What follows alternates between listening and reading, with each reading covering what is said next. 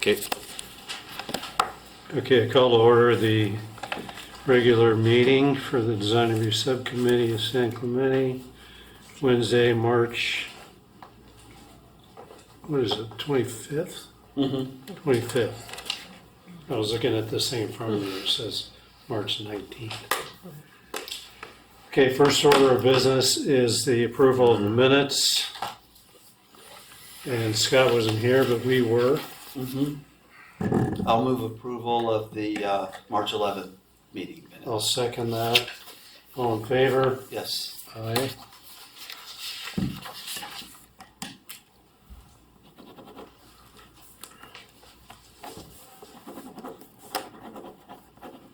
Came to life.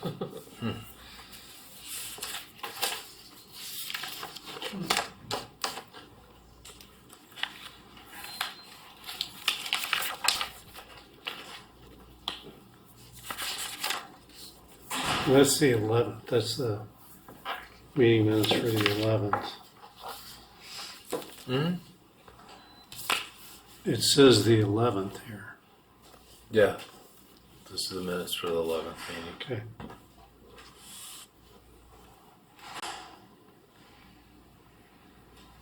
All right, so next up on the agenda, we have item 2A,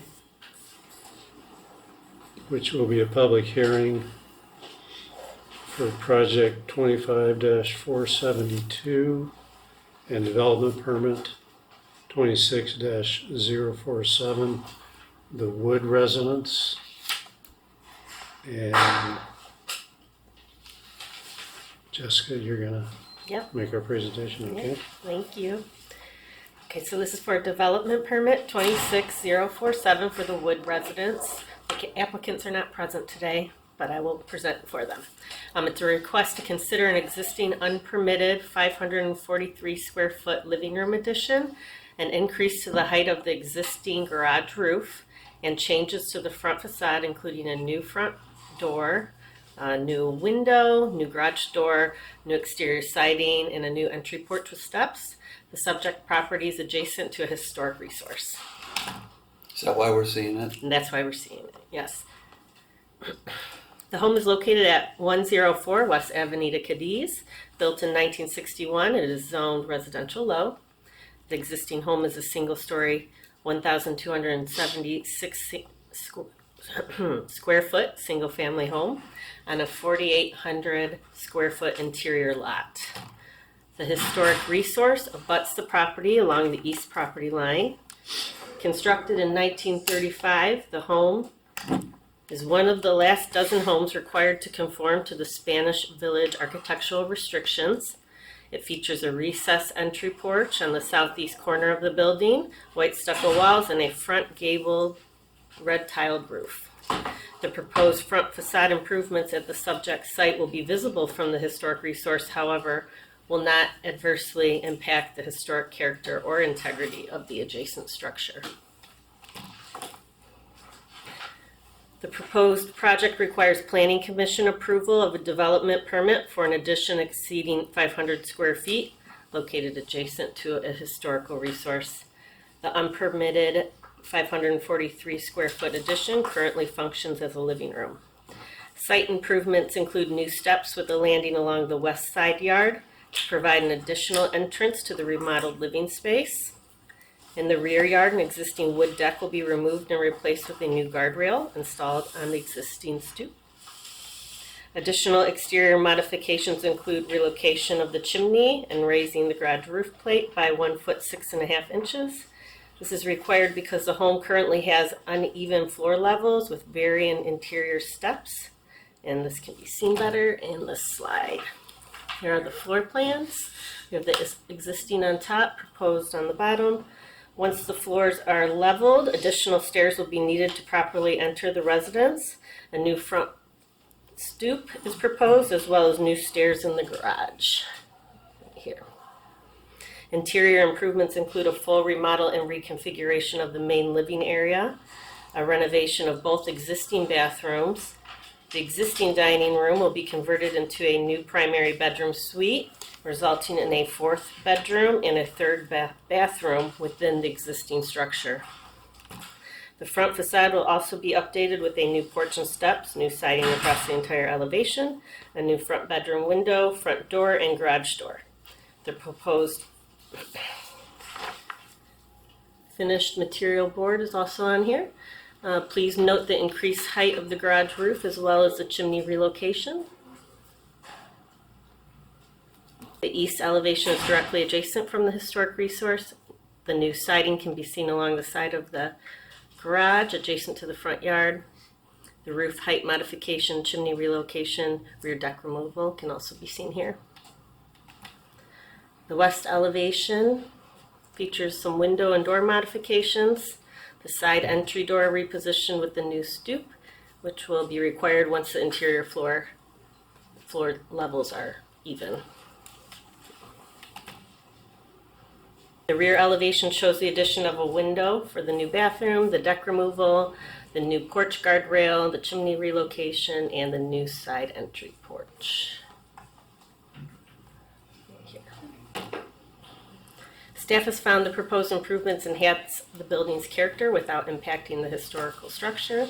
The project maintains the existing single-family story and street orientation massing, is consistent with the neighborhood character, and therefore staff has no recommendations for design changes at this time. We do seek feedback from the DRSC and ultimately recommend to forward the project to the Planning Commission.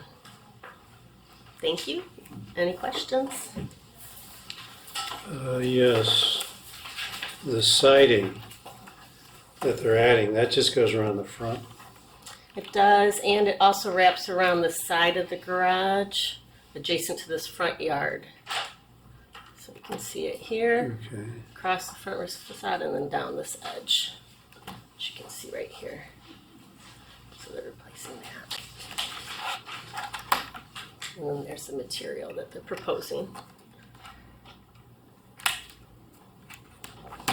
Okay, so it terminates in a flush condition and then it transitions to plaster. Is that what I'm seeing? Stucco, Or it looks like- yeah. Yeah, actually, it looks like it just is on the facade, the front facade. Yeah, there we And go. it just terminates at the corner. Right.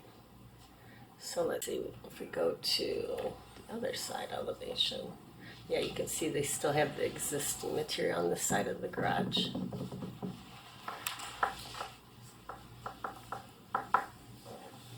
So, to match the stucco.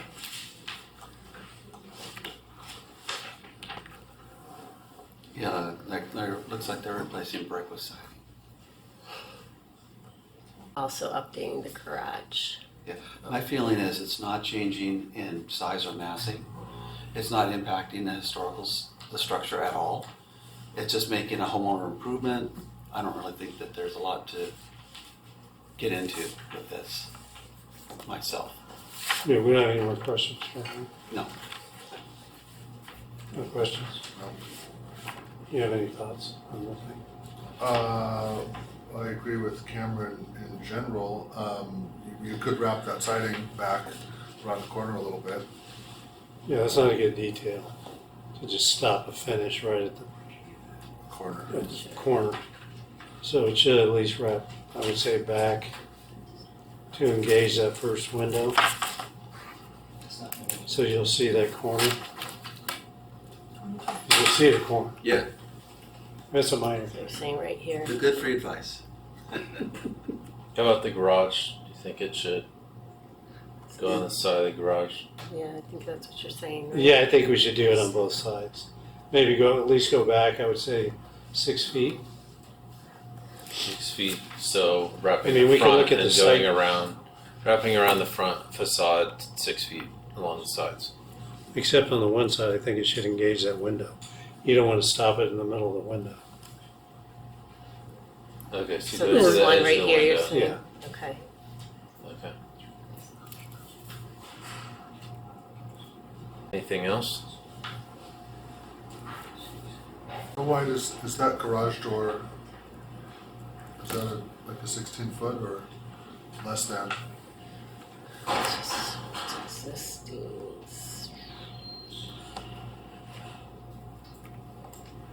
It's not to I mention. don't see how you can tell. Yeah, It's not to mention. it's fine, there's no Actually, positive. here, can you do it and zoom in? That's fine, I was just curious. Okay. If it was a traditional Like, 2-car or less than. if you look at the other room. Okay, so that's. It's fine, Christopher doesn't mind. Okay. So looking at the color materials, the siding, okay, it's a hardy board, and then there's some brick. That's just on the chimney? Yes, that's what it says on the color board. Chimney finish option? Mm-hmm. It's a brick veneer. Yeah, but, so they don't necessarily plan to do it, or are they asking, or? You talked to them. Yeah. They didn't specify really. I Yeah, I think don't we think- should assume that they're doing it, and Yeah. then if they're not doing it, so first, would that be a concern if they're doing it? And if it's not a concern, then, or it is a concern, what alternative are you suggesting? I mean, I would just plaster. I think that's the only place you can have it. I don't think it's, Yeah. It's gonna Necessary. clash with their roof yeah, I don't think and their it's. and their accent options. But I don't know that we need to get into that If kind of they're- detail. Well, I mean, we have a chance, so Yeah. might as well. There's plenty of room to park in the driveway in front of the house. Where is the addition? It's hard to tell from, Yeah, let's see. You can see it better in the site plan. This Is is the that yellow? addition. Yes. Huh. Yes. So originally it was like a L-shaped house, I guess. Interesting. Yeah, I think other than that, it's fine. What do you guys think? Yeah. Okay. All right, great. Well, thank you so Send much. it to Planning Commission. Yes. Thank you, Jessica. Thank you. All right, David, you're ready for it. Do you have a PowerPoint? Yes.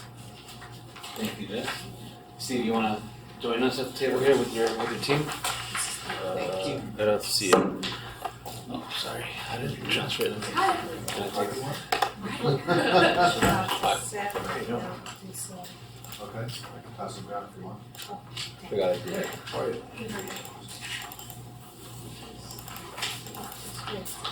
Thank you.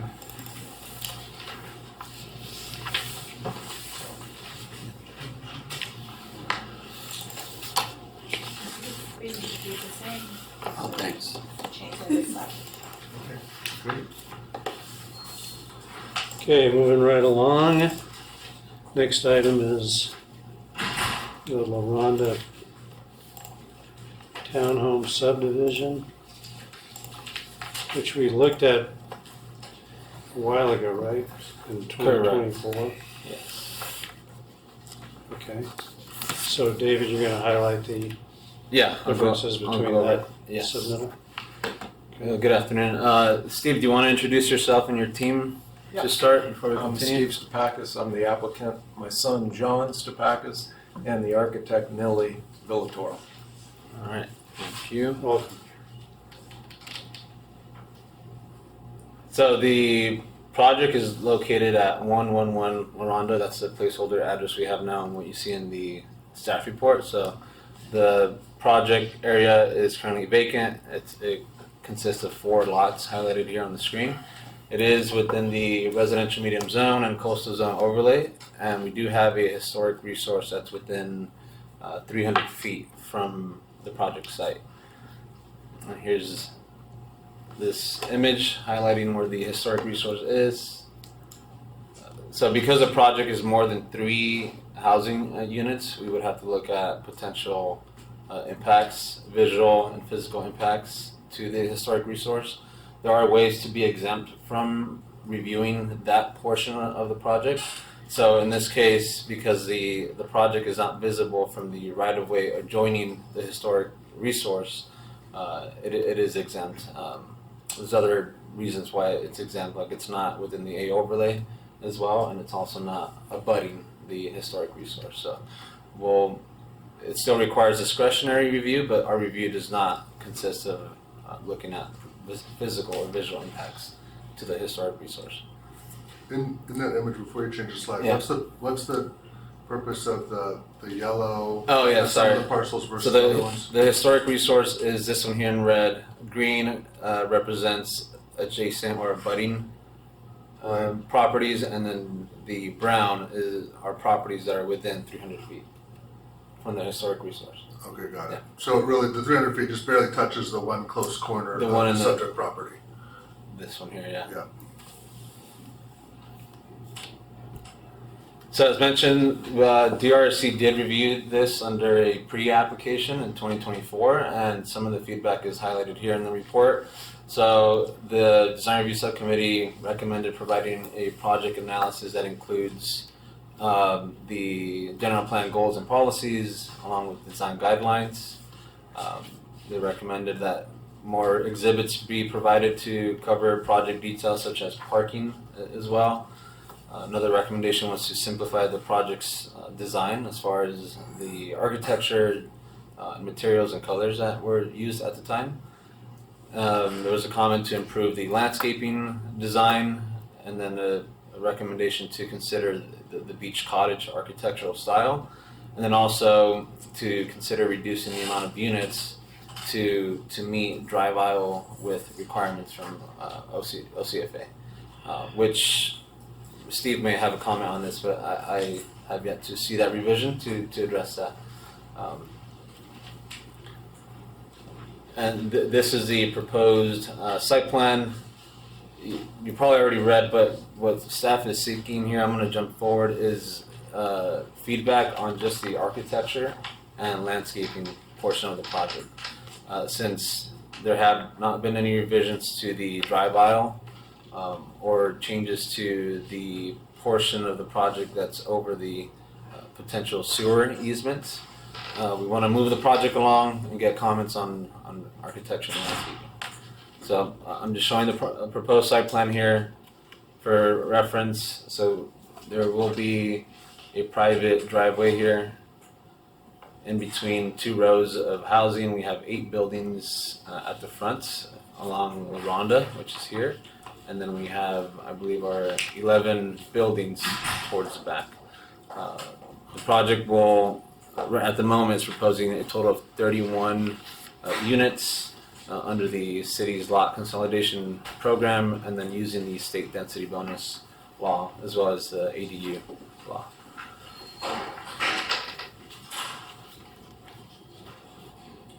Here's the proposed architecture. So we see how the color palette has been simplified. Here's the first design in comparison to the second design. So the first design is on the top left. The revised design is on the bottom right.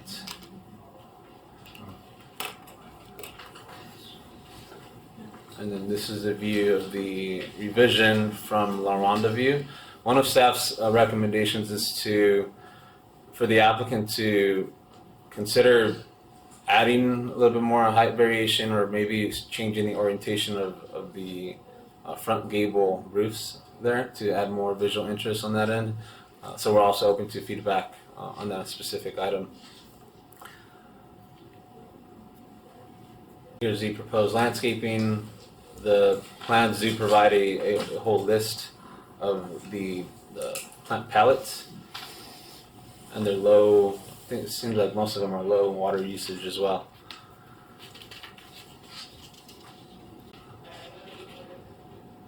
So again, staff's recommendation is that DRC provide feedback on the architecture and landscaping component of the project.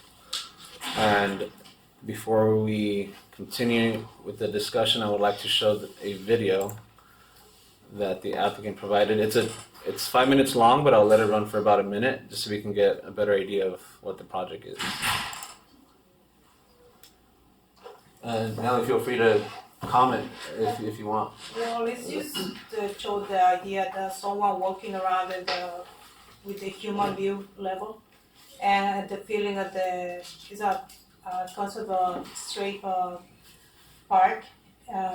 We try to use the utmost we can to integrate it to the side and don't look like there are just a bunch of buildings. It's something in the middle, and something that people can enjoy in some way too from the outside, and the people who live there too. You can see the building that are together. There are a space between them.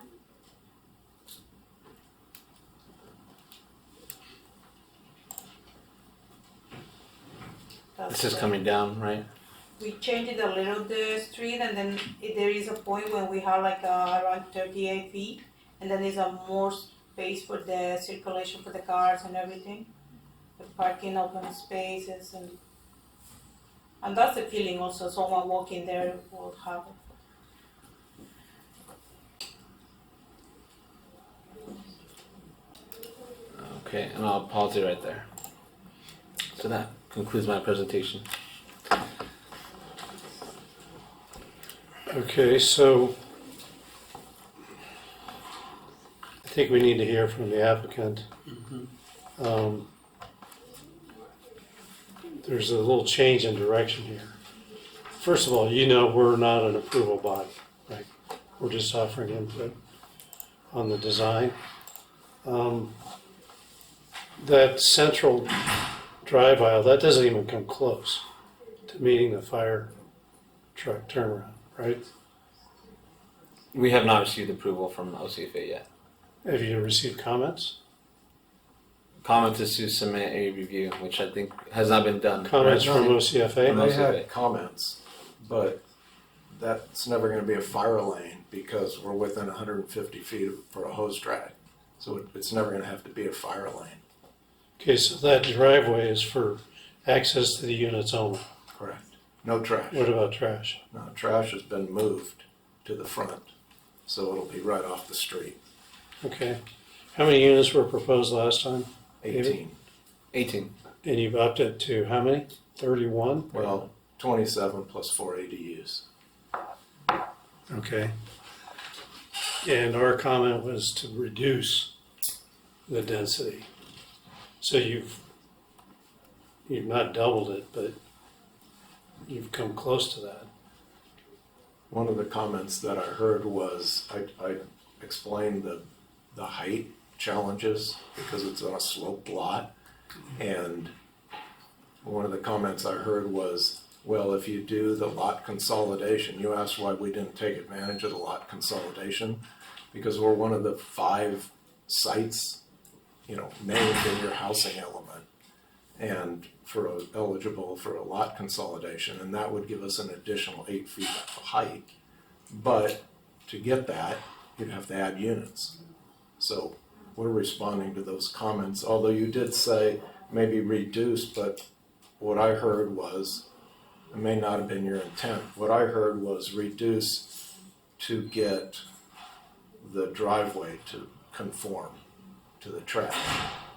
So I heard something different. Maybe you didn't intend it, but I like this project better anyways. Okay. Did you have anything else you wanted to add? Other than we responded to I heard, look at the Los Molinos area and the beach ghetto kind of vibe. And so we tried to conform to that. If you could go back to like a front elevation on the front units, yeah, that's good. Can you go back one more? One more, David, please. If we get this, I kind of like the way this roof line comes and hides this flat area, but we don't have a height issue here. I'd like to raise these roof lines to kind of hide the fact that it's essentially a flat roof, but because of the way your height is measured, that kind of penalizes us and limits us on how much we can move that up. I think it would look better from the street, so I don't know how much leeway we have with that. Also, there was a question, I know that you're not directed, about the 5-foot sewer easement. We shifted the driveway slightly and had meetings with the city engineer. And what he requested was no structures, no retaining walls in the 5-foot setback, no stairs in the 5-foot setback, so we removed all our steps from that 5-foot setback. He requested some more working area down near the manhole, because if there was ever repairs to be done down there, that would be the most likely place they'd have to work. So we created more of an 8 to 9 foot setback in there, and just created a little more greenery. So our civil is in the process of kind of drawing that up and submitting it to engineering, but this kind of reflects, what we're trying to do there. So it looks like, Steve, what you provided here today's meeting reflects that change, right? Right, we shifted the buildings. The site plan on the screen does not show that, but the hard copy does. That's right. Yeah. And I didn't submit it to you because we wanted to go to the civil engineer Yeah. first to get it to the engineer. What's the actual width of that driveway as you head back between the units? 24/8, and really 24 feet 8 clear? so the 8 inches is basically to create some landscape pockets. That was okay with the city engineer. So you have landscaping on the front and a little strip of landscape, I guess, on the back.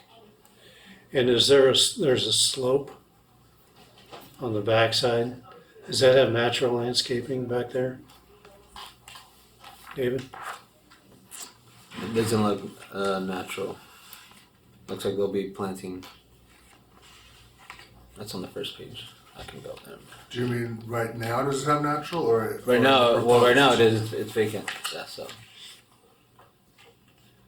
Okay, but that's outside the property. So there's a little strip of landscape, it looks like, between the units. And is that a wall or what? Is that a retaining wall? What are Looking we at the talking site plan, which side are we looking at here? This one here? The top? Along the top? That's in the setback, that's within the property line. That's in our property. Okay, so is there a retaining wall there? What's that Um, represent? It's a retaining wall, but it's less than 3 feet high. Okay, It kind of follows a natural grade. okay. So there's no opportunity really to landscape it beyond that? The only way to do it would be pull the buildings back. Okay, but that's the property line, Correct. okay.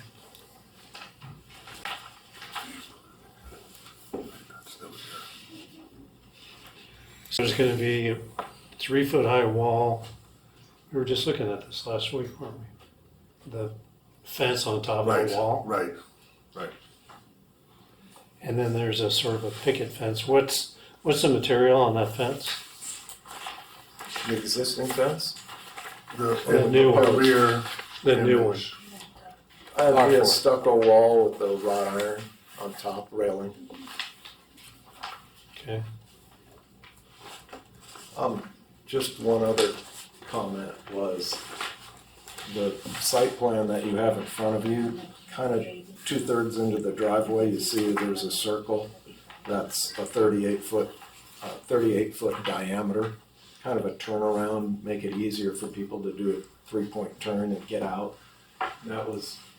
These buildings had been pushed back and these had been reduced to create a little 38-foot diameter area there. Because the city engineer mentioned, boy, it'd be nice to have an area, a hammerhead or an area where if a resident came down, they'd make it easier for them to turn around. So guest parking is just on the street? There's 3 guest parking spots on site. Oh, there are. Where are they? So in between the garages? Handicap, guest spot, guest spot.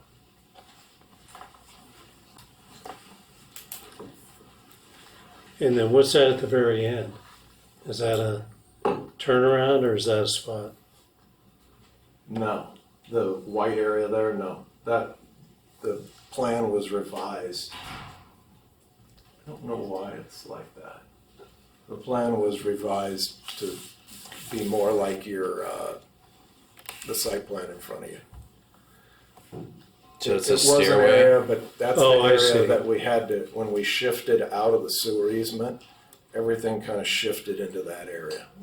Okay, so this is more current, right here. That's correct. And that was just in response to our meeting with the city engineer. Okay. All right. Start with you, sir. Do you have any comments? I have questions, and I'm sure I'll have comments. David, you said you'd like to see the height varied, but it sounds like they're up against the max height now. Is that right, Steve? On the front, on the Rhonda? I don't want to, I'm trying to keep an answer simple, but if you go to the site plan, it's kind of a crown in the natural topography right in here. Okay, It gets a little steeper here. The street rises here, but it gets a little steeper, and then it's a little less steep here. So we have no height problem in here. But when you get steeper here, our height issues where we're bumping up against it are right here. Here we have a little more leeway, then it crowns down here and we have a little problem here.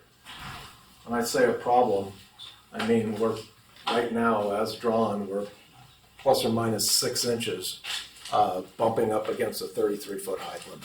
so my guess is that we're gonna be most concerned about visually, aesthetically, La Rhonda. So it sounds like you could vary those roof heights some on the La Rhonda view right there. Yeah. Is that true, or you're at kind of a max height now on those as shown? No. Because the city's We have coming room with- we have room, but when I say room, we have less than 2 feet. But enough to get a pitched roof. Okay. Okay, There's rooftop decks on those, on every unit. okay. So that's why it's flat, but there's a rooftop deck. So that's a railing, basically, guardrail around the rooftop deck. Right. And although I like this better as, as you look up and you'll perceive that instead of this, the more you go up here, then the less ocean views people have in this direction. Got it. So we're a little limited like that, but I much prefer this to these. Okay, I agree. In the video that you showed, it appeared that the rear buildings overhang the drive aisle. Is that accurate or inaccurate? No, that's accurate. So what would be would you guys have like a minimum clearance targeted for those vertical clearance? It's at least 9 feet. Okay.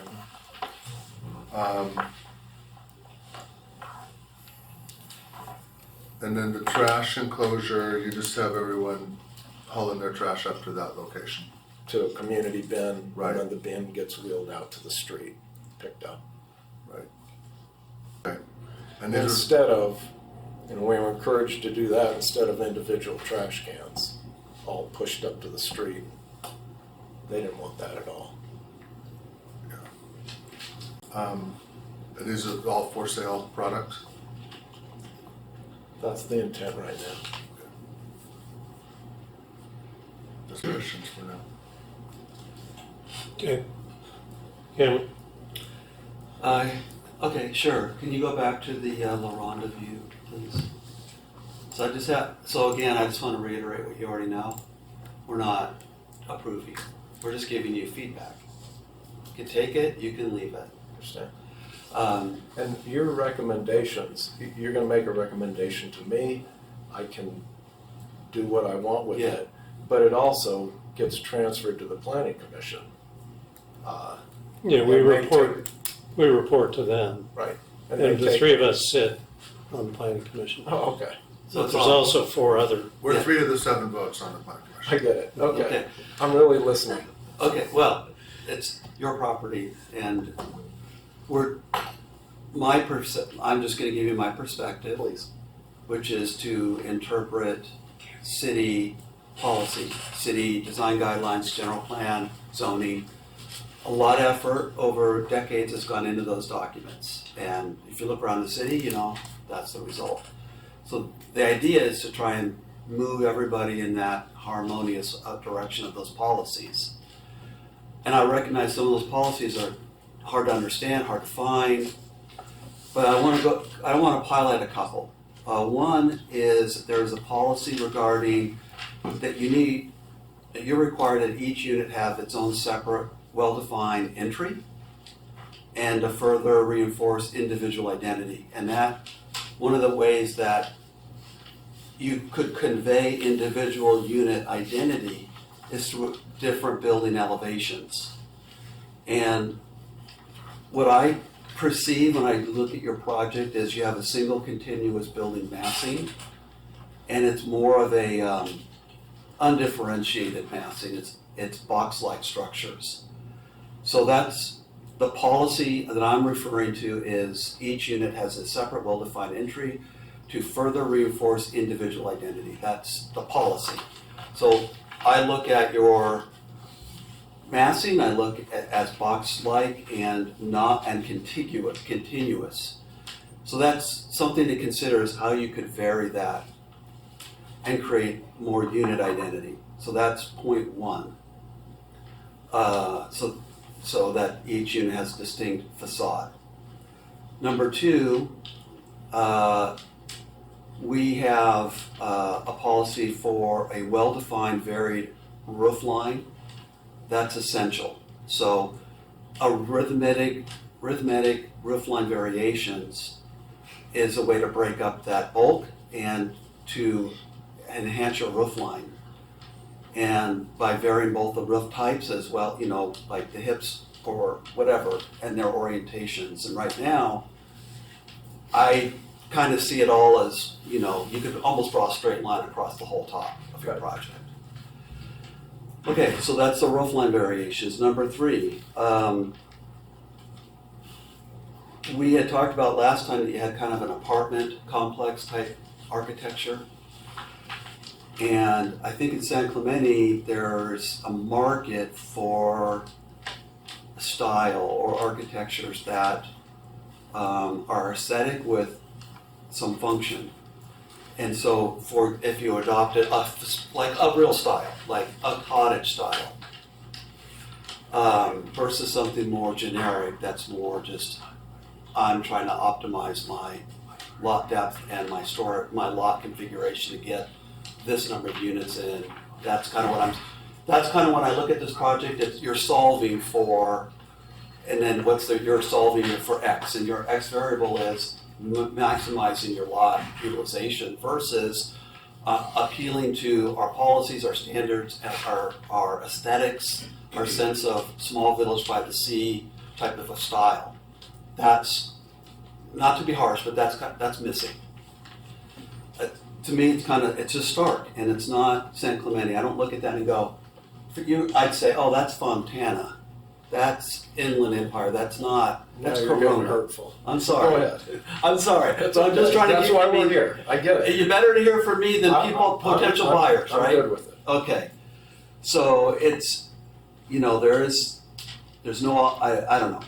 The last thing I'll just say is landscaping. There is, you know, policies around that landscaping should be a strong element.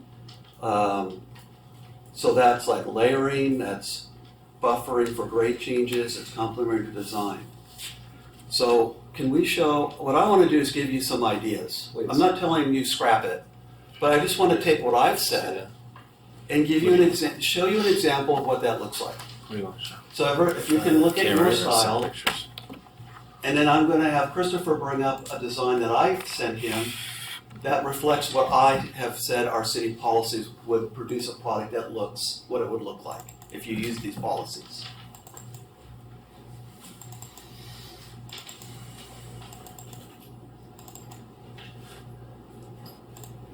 Which one do you want? The first one, the top one, that one.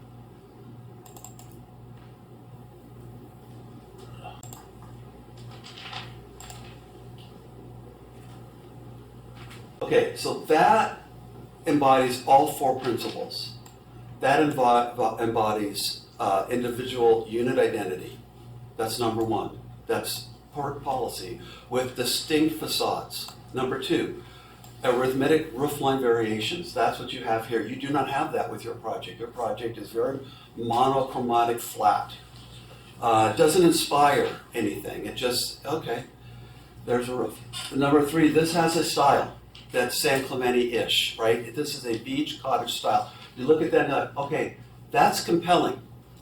So when I was designing this, and my wife walked behind me and looked at it on the screen, she goes, "Where's that? We should move there." Like, that doesn't exist, sorry. But that's, you want emotion. There's emotion here. No offense, but I don't feel emotion with your design. Okay. And then the layering of the landscaping.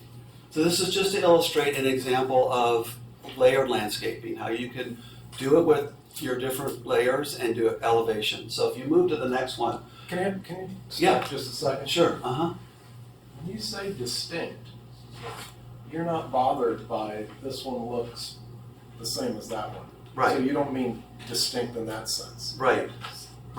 Yeah, each unit doesn't need to look different.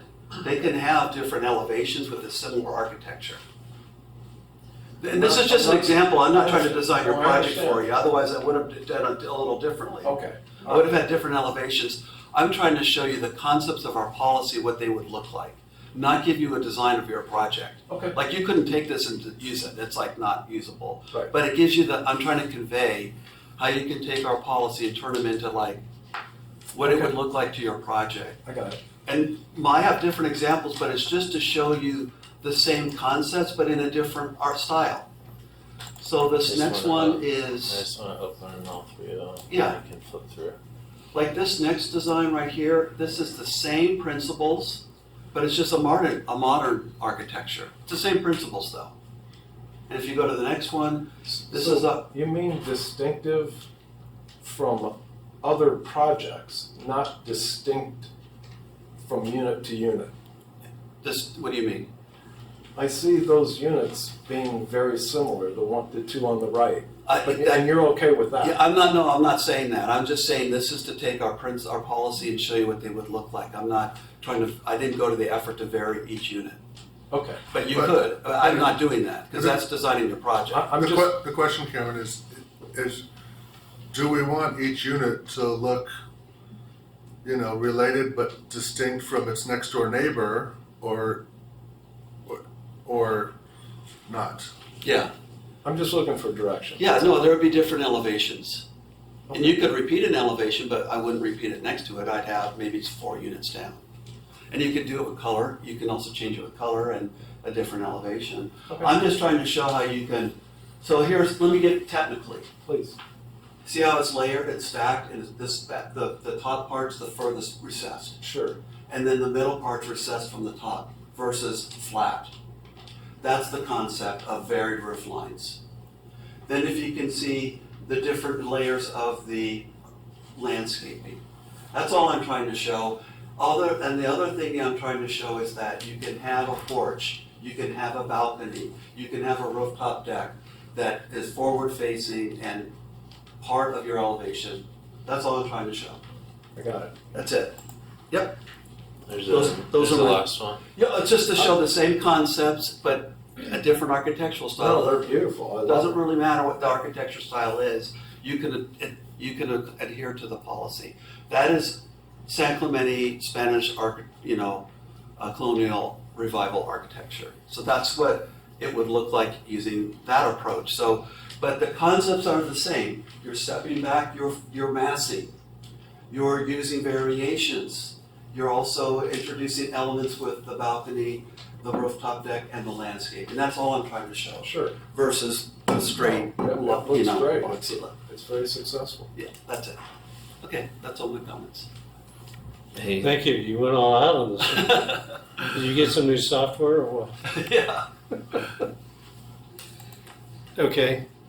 So yeah, I think we're just responding today to the aesthetics and, well, that's it, right? And the landscape and the building. So I generally agree with most of what Cameron's presented here.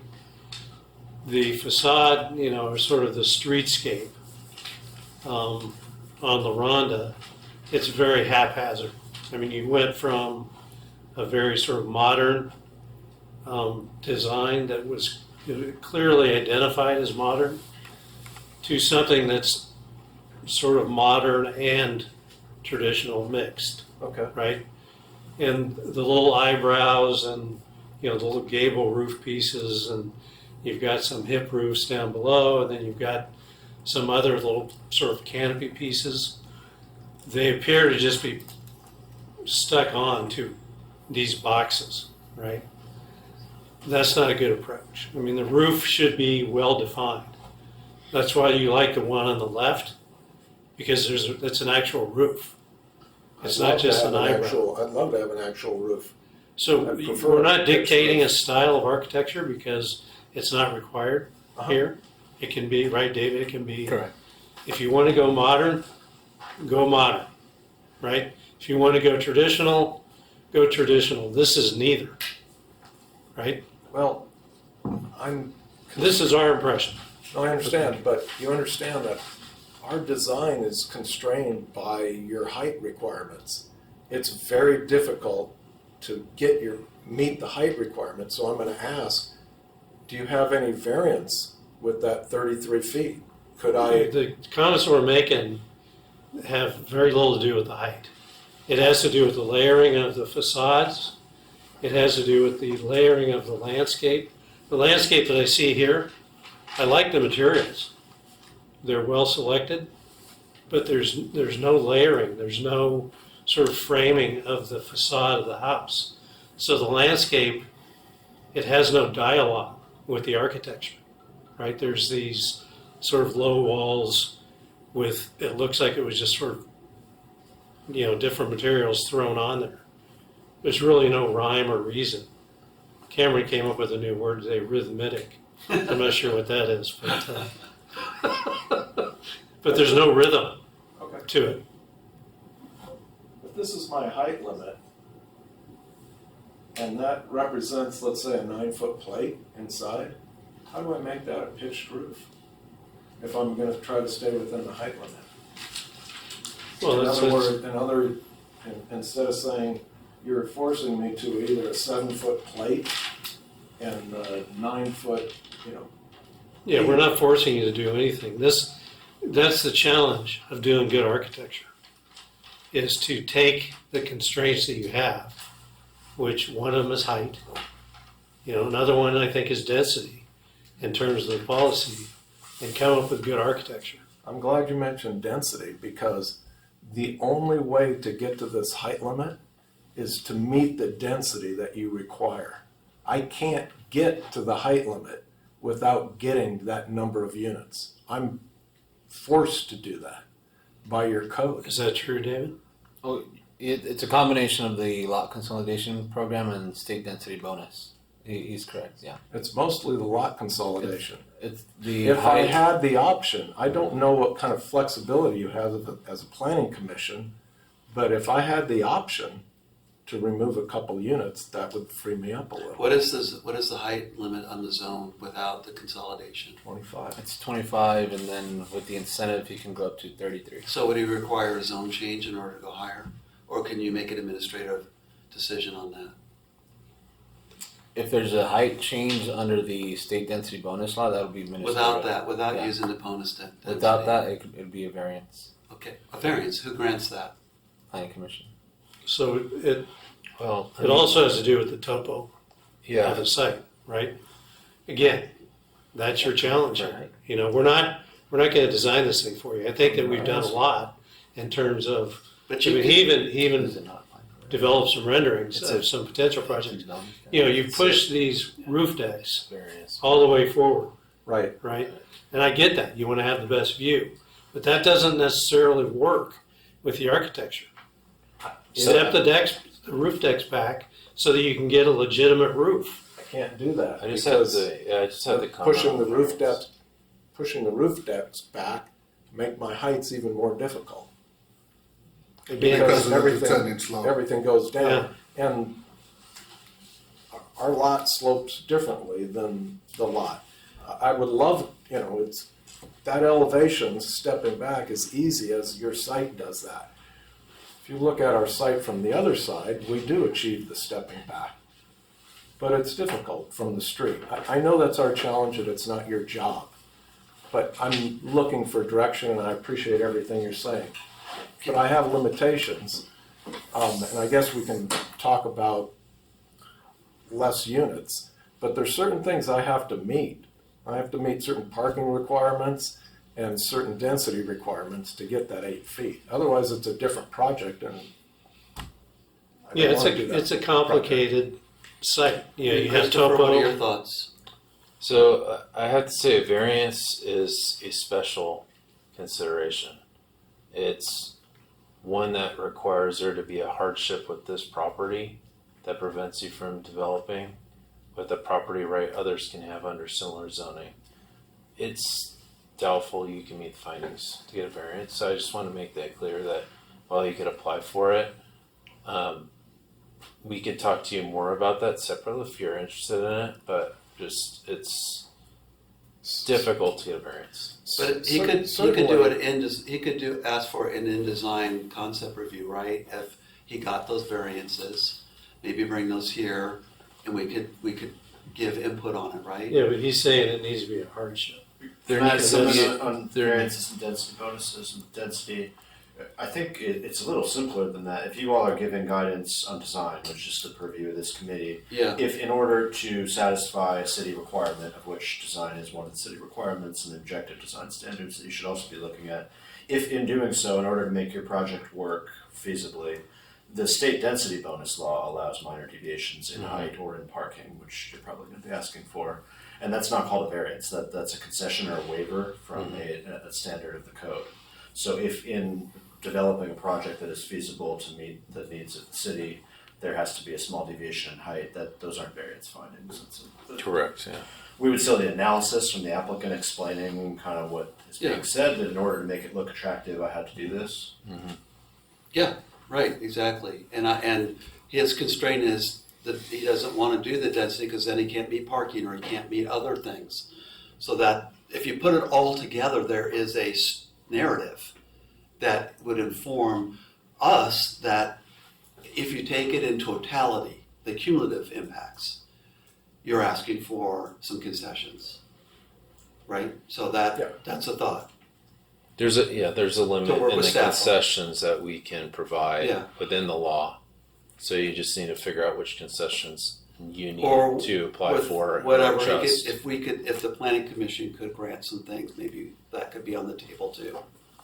Because it is a unique law. Decision-making body. It needs a public hearing, and you would have to be the ones to make those Yeah, findings. but it is a challenging lot, and there are different constraints. So, and if we want to try and achieve some of our housing objectives without necessarily using the bonus density, we could consider that, right?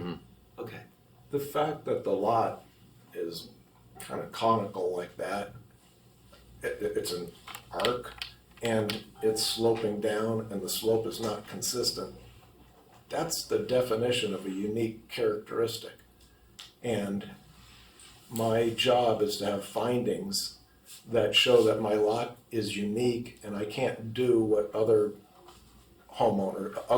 landowners could do. And the topography and the shape make it very difficult to meet the exact letter of your zoning code. But I could meet the spirit of your code. And I think the That's my point is, argument.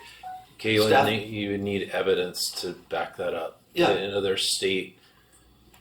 I think just to kind of go back, if you want to look for some leniency in development standards, we can talk to you about that. And we're trying to tell you that there's two different avenues here that you could look at getting some relief from standards. One is it just involves different parameters that you have to meet than others.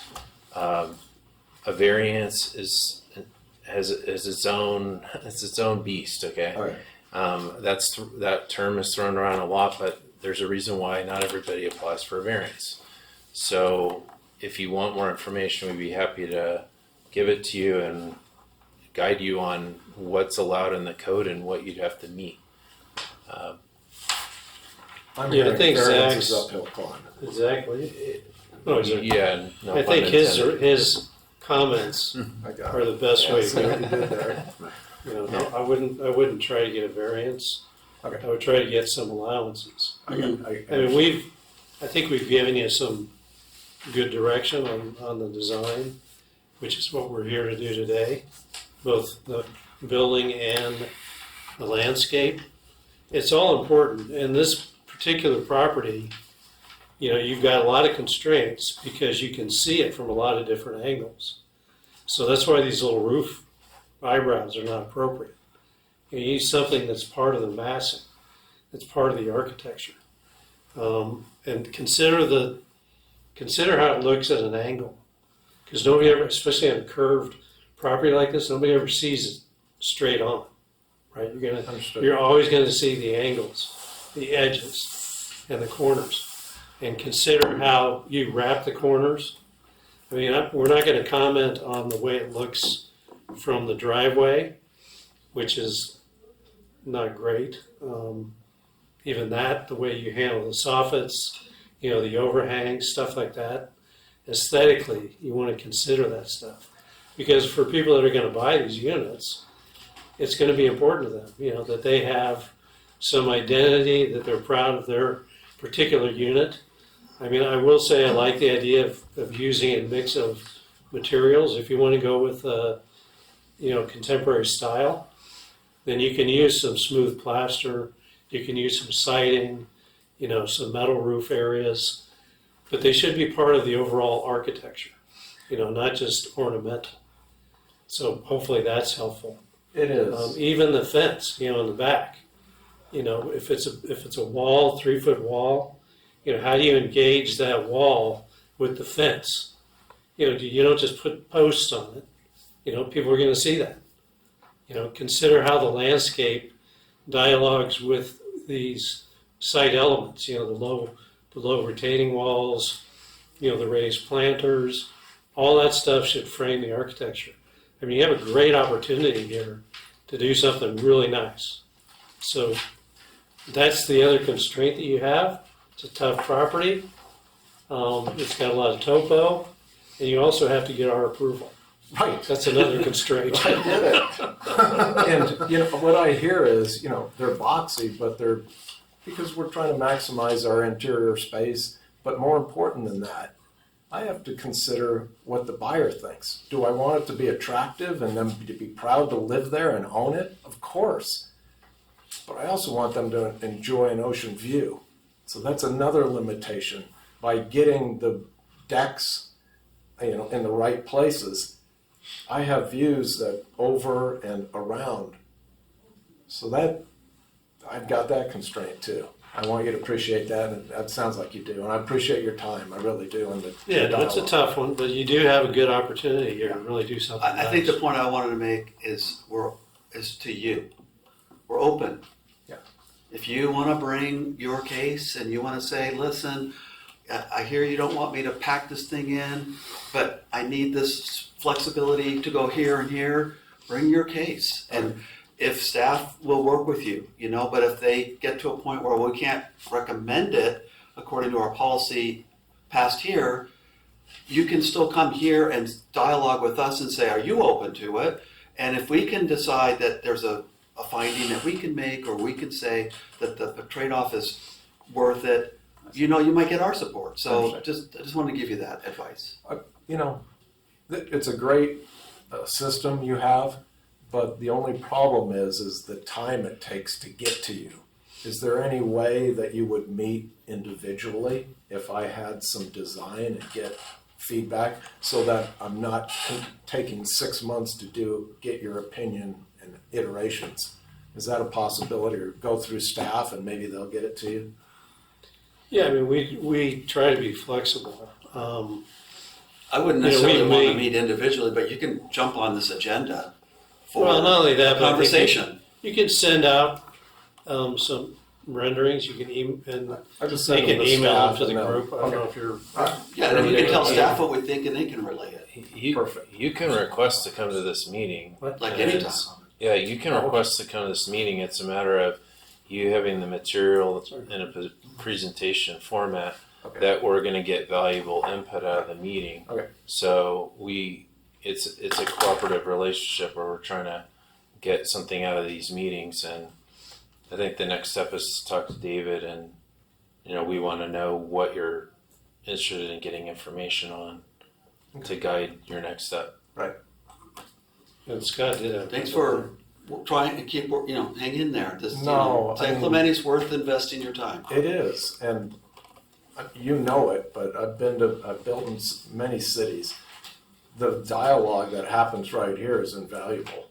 I don't want to be surprised, and you don't want to have a substandard product come to you at the planning commission meeting. That's the work right now that we do, and we may not meet 100%, but hopefully there's a meeting of minds, and there has to be. So I appreciate your time. Good, cool. Yeah. Scott had a couple other thoughts too. I think. Yeah, I mean, I generally agree with my colleagues up here.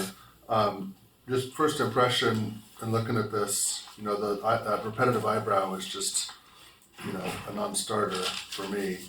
And first of all, I appreciate very much. I feel like you were very responsive to our prior requests, and we requested Beach Cottage. And now that we have this discussion, maybe a contemporary or modern design works better. I'm not for your other constraints, for the roofline Right. issues. The last one was super busy relative to color Right. and so forth. So it could be a lot cleaner. And I'm not saying, hey, I want you to do modern. I'm not saying that. I get But if it. that solves some of your roof issues, maybe that's helpful. I do think there's opportunity because of what you said about, because I asked, where's the height issues, and you said, so maybe if the height is considered more on an individual basis, and that could help, create some variety. I think that might be an opportunity. I personally thought the landscaping was pretty good and much improved. I like the meandering walk. I understand, he's trying to get X amount of square footage per unit and, make the homes as livable as possible on a constrained site. So I really do understand that. That's what my point was. If he needs flexibility, come to us. Let us. I know, but you're talking about like layering back, level to level with decks and stuff. I mean, that's just tough on this side, I think. Yeah. But Yeah, those are good points. And the thing about the contemporary style architecture is you can use these little eyebrows and canopies. You can have open railings, things like that work with contemporary architecture that don't necessarily work with traditional style. Yeah, So- it's livable space. Yeah, and you can use those to help create identity from unit to unit as well. So we are hoping, and I'm not looking for a compliment here, not at all. I'm just telling you that our goal is to try and help you get there. I feel that. That's why we're here. No, that's So what I don't I'm want you to taking it. feel like it's an impediment. Right, exactly. It hopefully is a lot quicker than 6 months. I understand if we give you comments and you have a big redesign and that's a lot of things, but I think if you could spit out some concepts, get them to David, you could get on an agenda pretty quick, just to, hey, can you guys consider this? Okay. No, that's the spirit I'm taking. We're here to help. That's how I feel it. Yeah, we're here to help. I appreciate that. Okay. Yeah. I guess we're done. Thank you. Thank you. thanks for coming in. Thank Thanks you. again. Nice to meet you.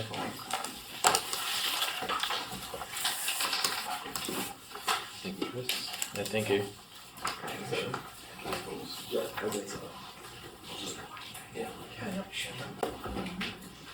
Welcome. Are we taking a break? No, we're keeping going. Thank you for jumping in there. On the Should be in session. They're doing density bonus and block consolidation. Good to see it. Yeah. Good to be here. Hi, Adam. Yeah, I just.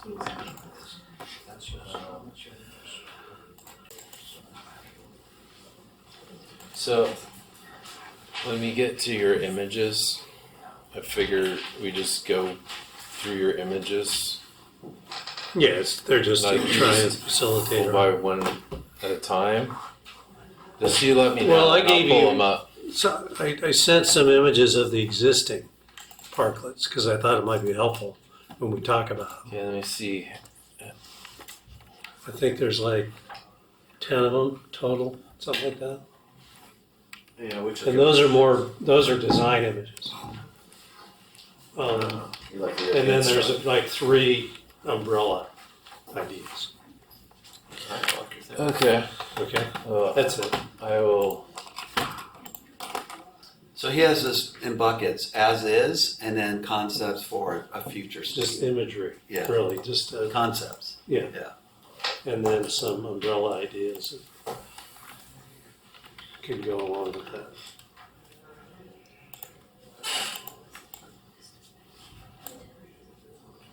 Okay, that helps me. You didn't pull it up.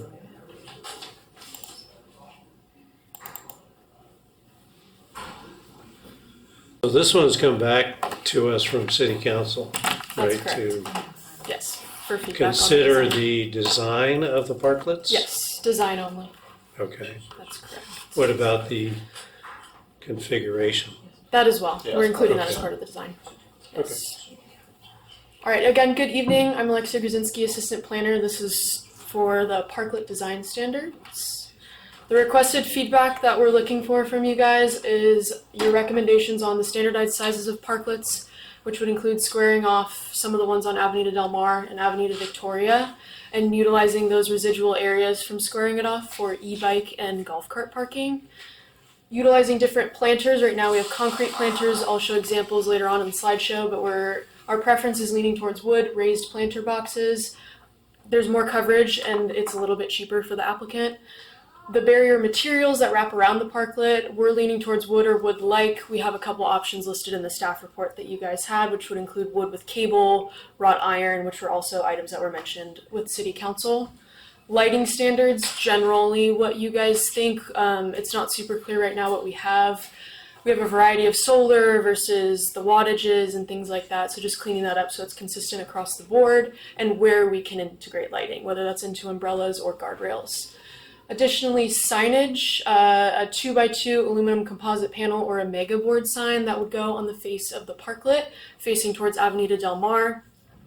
That is to assist with the parklet operator's business signage and those adjoining that may be visibly obstructed by that new parklet. Comments on umbrellas and heaters, the quantity and location, bike racks, maybe incorporating a bike rack onto one side of the parklet for Avenida Del Mar. Talking about removing posts that extend vertically beyond the guardrail, I'll get into that later. And a temporary kiosk located in seating areas by crosswalks on Del Mar. That was specifically brought up by council and we're just looking for general feedback. First image here are existing parklets on Avenida Del Mar. The one on the left is pointing to those wooden posts. We believe the intent for that was to incorporate some type of blade sign or string lights. As of right now, there are no signage opportunities on the parklets. However, it is written into our code. So we're looking to remove those to have a different location for the sign and also to limit the possibility for people to have string lighting because that is not something that we want to recommend. On the right side, painted wood, that goes hand in hand with our wood or dark stain comment for the color of parklets, just to generate a more cohesive atmosphere for them along important thoroughfares like Avenida Del Mar and Avenida Victoria. Continuing, umbrellas, generally we think there's too many. They're only allowed to have a maximum of 3. The example on the left is showing obviously more than 3, so we're looking for feedback on height, design, color, location, anything that you can contribute there. And then on the right, that hard to see, but pointing to that triangle portion that would be dedicated to e-bike or golf cart parking in the future. This is the proposed site plan that was presented to council with our generic feedback that you're hearing right now. This is the concept to square off the parklet. What's in red is the proposed parklet design, which would be their maximum dining area square footage. And the portions in blue would be the e-bike or golf cart parking. We're thinking it's most feasible for the portion on the right, which is on the downslope part of the parklet for Avenida Del Mar, to be the golf cart area. And then the portion on the left is more feasible for the e-bikes, just the natural way of the parking stalls. So to get to the e-bike parking, you'd have to go take your bike across the sidewalk to get into there? Potentially, we still have to work through that with engineering as to what they would suggest, but that is right now the concept based on that. Or people ride up the street and could pull in there too. We're asking that the parklets on that now shaved off side, the leftmost red spot, would include a bike rack there. Right now they're just tying them to the wood that's on the parklet, so it would create more of a designated location, hopefully to clean up the clutter of just random bikes everywhere. For Avenida Victoria, just a couple examples. The one on the right is showing a different barrier material, which is wrought iron, and then the umbrellas mainly on the left side. This one here, barrier spacing, is something we want to get into. Council made it a point that it's difficult to have visibility through the parklet to businesses behind it.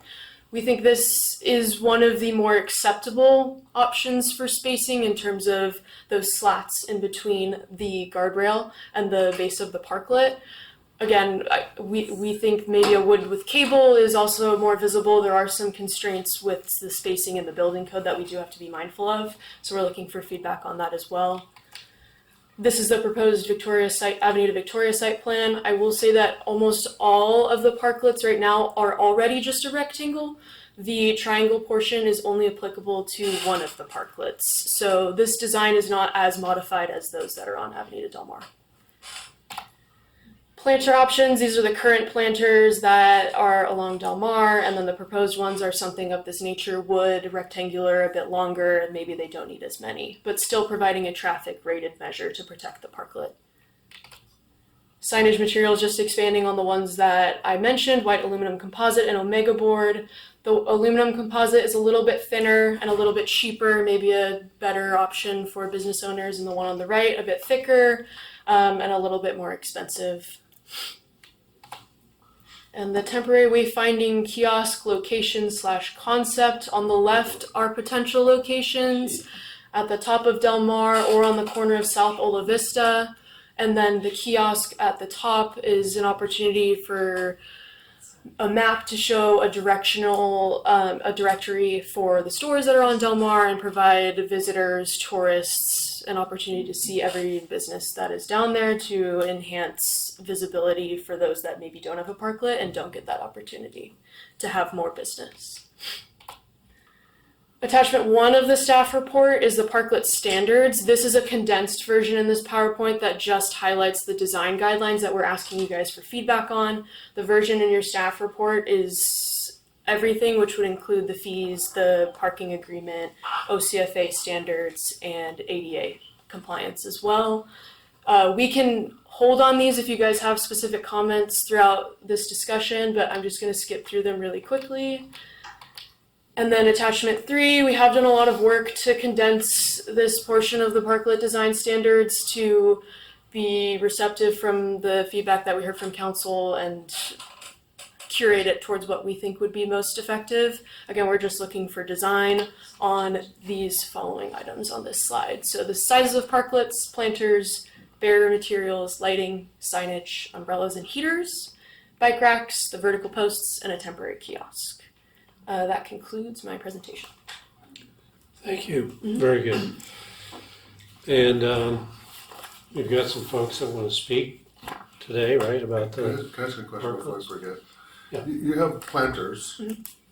I mean, I remember that the desire was for the kind of the fencing to be visible. The police wanted that so they could see through it, so Yes. that nothing was happening behind it. Yes. But then you showed a planter that's like solid. Are you envisioning that that's like spaced along? Yes, similar spacing, longer, a little bit shorter. It still has to be traffic rated, which we're trying to get standards from engineering to determine what that would look like. Okay, Something similar in nature to the planters, but more appealing with the wood. okay. We're open to Okay, ideas but that not you guys solid. have. Not They would solid. be spaced. Okay, Yes. got it. Thank you. Yes.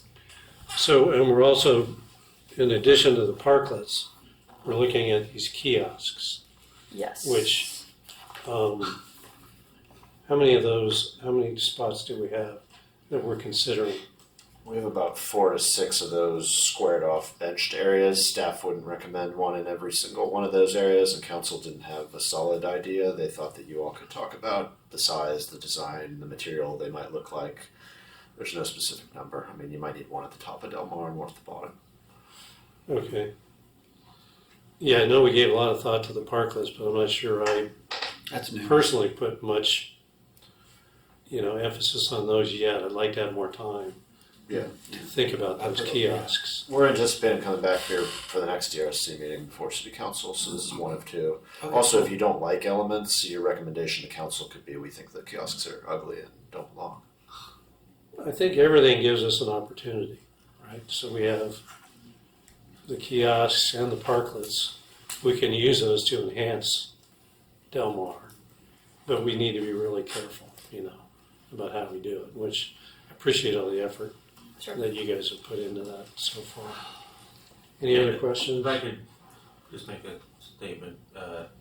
The kiosks are not necessary for this item and I'll say the urgency of it related to the parklets.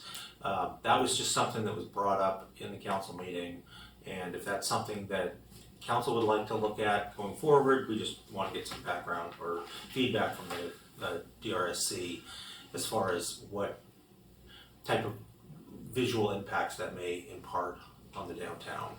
But that's not germane to the parklet program itself. That was just something that was brought up, and while we're here, we just want to get some feedback. Before we go to public comment, it might be helpful if we have more context. So people have already put 10,000 into their parklet. Is the idea that we're gonna say, there you go, take them down? Or is there some kind of public works project where we're slurring seal the seal, so they're gonna take them down anyways, and then when they come back, they're gonna adhere to the new standard? Could you just provide some context on that? Yeah, Somebody? that came up at the city council meeting as well, and the city council asked public works staff to talk about whether they have any planned improvements coming up. Yeah, There is one tentatively planned street seal project that you talked about, which initially planning staff thought was happening in the summer, which city council observed was a bad idea. So I think our recommendation to city council would be that when a public works project does come forward, that's the time when the parklet owners would have to remove their parklets and then replace the them sense with that I got a design would that's be, consistent. it would be ideal. This is my sense, it's not what to have it all in by this summer. If they had a magic wand by summer. Well, the public works That's- project won't be done by summer, so if we made them replace all the parklets in the summer, then the public works project happened, they'd have to tear out the new ones and then put them back if the council extended the authorization. I think the staff recommendation would be public works establish a timetable right after the summer ends, after peak season. So then, I guess what I'm coming at is just understanding logistics and then expectations management. So the idea is, because when I listen to talk council members, they're like hopeful something could be improved by the summer, which, okay. But what I'm hearing is, no, this would be the summer would be as is, and then there would be some kind of an event, like a public works event, that would allow us to do some public works project and then have the existing ones removed, and then when they come back, they'll be the new standard. So it would be maybe by next year, they would be in place. Or by the winter, Or the that winter, would be yeah. our suggestion. There's also the matter of extending the authorization for the parklets to exist at all, which the Yeah. council does have to take action on that if they want there to be an authorized program in the summer. Well, I think that- Logistically, it would be easiest on the businesses, pedestrians, the customers, if we did not have multiple teardowns and rebuilds this year. However, everybody that has a parklet permit right now is of the impression that the program is set to expire July 1st. So nobody has any rights to an expectation of a parklet beyond then. If the council's direction is, and which is going to be dependent on adopting new standards, that on July 1st they get replaced with an updated parklet design, then that's absolutely their discretion. There's always a chance that something's going to happen and the slurry seal is not going to actually occur in the fall. We've had public works projects get rescheduled relatively often Yeah. for a variety of reasons, including changing priorities. Because we had some bigger issues come up, and so there may be a desire to have this hit with with the extension of the program. In an ideal world, though, it would be nice if, there was a point where they had to tear down the parklets for some public works project that's been scheduled and it will occur, and then after that, the new ones can go up. Yeah, but you guys will look at that. So if you're thinking about extending this to 2029, you would look at, okay, what public works projects could maybe be required within the 3 years, whether it's slurry sealing or maybe it's something else. Wasn't there some infrastructure? Yeah, and then get it done. There was another previously planned project that Adam alluded to that didn't happen. We told the owners they might have to remove their parklets to do some undergrounding for utilities, and then that project didn't happen. Okay. But could it happen in the 3 years? Well, per their lease, it could happen any time. Their program could expire July 1st, and the city could require them to be removed July 1st, or at any time the city has any public project, we have the right to require them to be removed. Yeah. So, The undergrounding project is not something that's being acted upon right now. Other than slurry sealing, I'm not aware of Okay. another. My only point was for staff, and when we go to the businesses and say at some point, hey, we have a new standard, you're gonna have to take that down, rebuild it, to couch it in the context of, you'll be good for 3 years, versus, well, we could come along and ask you to take it down again, right? That's all I'm saying, is that we should think through the roadmap for Del Mar, so that when we tell them, okay, now you can rebuild to the new standard, that's relatively a good, safe investment that they could make and rely on for years, not the next time we think of something, now this is the 4th time they've taken it down. Yeah, that's all. well, let's just be clear on what we're doing here today. We're providing input on the design of the parklets. Yes. We're not talking about whether they're gonna get extended or not, because that's a city council issue. Right. Correct. Yes. Just So- a bit more context on that. The DRC previously provided guidance on the design of the parklets and on that diagram that Lexi showed for the 2 different versions. Problem is, before it was guidelines, and a lot of parklet owners didn't follow the guidelines, and staff had a hard time telling them, and there were shoulds and shalls, and there were option A and option B, and people picked hybrid options. What I got from the council is they wanted not a guideline, but more of a standard, so we changed a lot of the shoulds to shalls, and we're gonna pick one option rather than A or B, and have it be a little bit more enforceable and simple to understand. Yeah, no, I I heard get the that, I same get thing. that, but that's only one part. The second part is that we can see this as an opportunity to improve Del Mar. By, I don't want to say imposing, because that's not.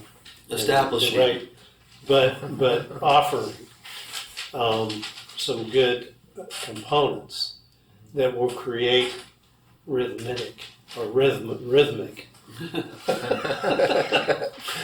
design along Del Mar, in which case what we're looking at here is a master plan, right? So that the kiosks should be involved, along with the parklets, and there's going to be various components. The fence is just one.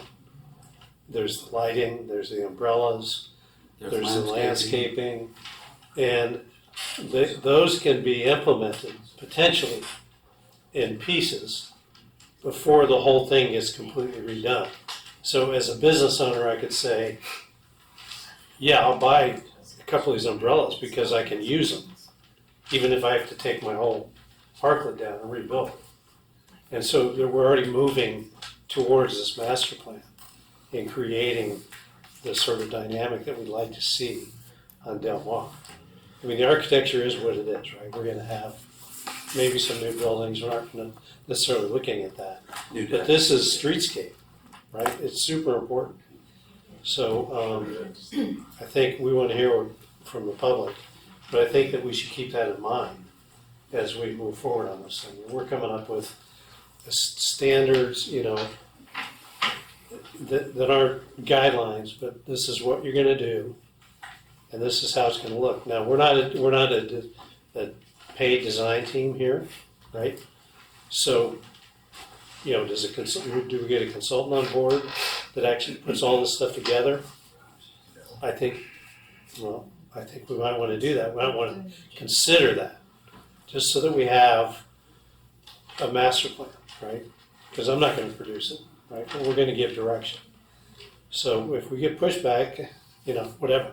But I think that's where we really need to look at this as an opportunity to really improve our downtown, even though it bleeds over onto Victoria and some of these other areas. So unless you guys have other questions, let's start to hear from the public. I don't have any. If I could just make a note that if anybody wants to speak, please write Right, your what? name before you leave. If you could write your name on the piece of paper, so we have it for the minutes. I have one for Chris Wood, Yes, sir. so we'll start with you, Chris. Do you wanna see? You don't have to stand up here. No, I'll stand. No, it's okay. I'll sit down. All right, so my wife and I own 2 storefronts, 2 buildings on Delmar. One's 15 through 123, 5 storefronts. The kiosks and the signage was because most of these parklets are blocking somebody else's business, which now needs marketing. So if we don't block somebody's business, we don't need the directories.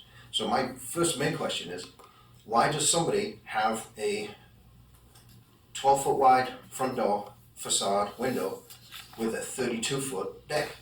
It blocks their neighbor. That's ridiculous.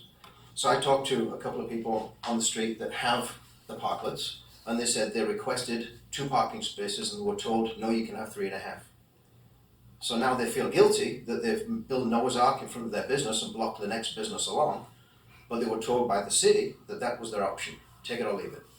So they took it, but it's ridiculous. You're blocking out your next door neighbor who may be a shoe store, a hat store, or a clothing store, so that food and beverage, who already has internal seating and potentially their own patio. One of my tenants, Dawson Brewing Company, good people, I'm glad they have a patio, but they also have outside seating. They've now expanded into 1,000 square foot of inside seating, and now they have a 3.5 foot patio outside.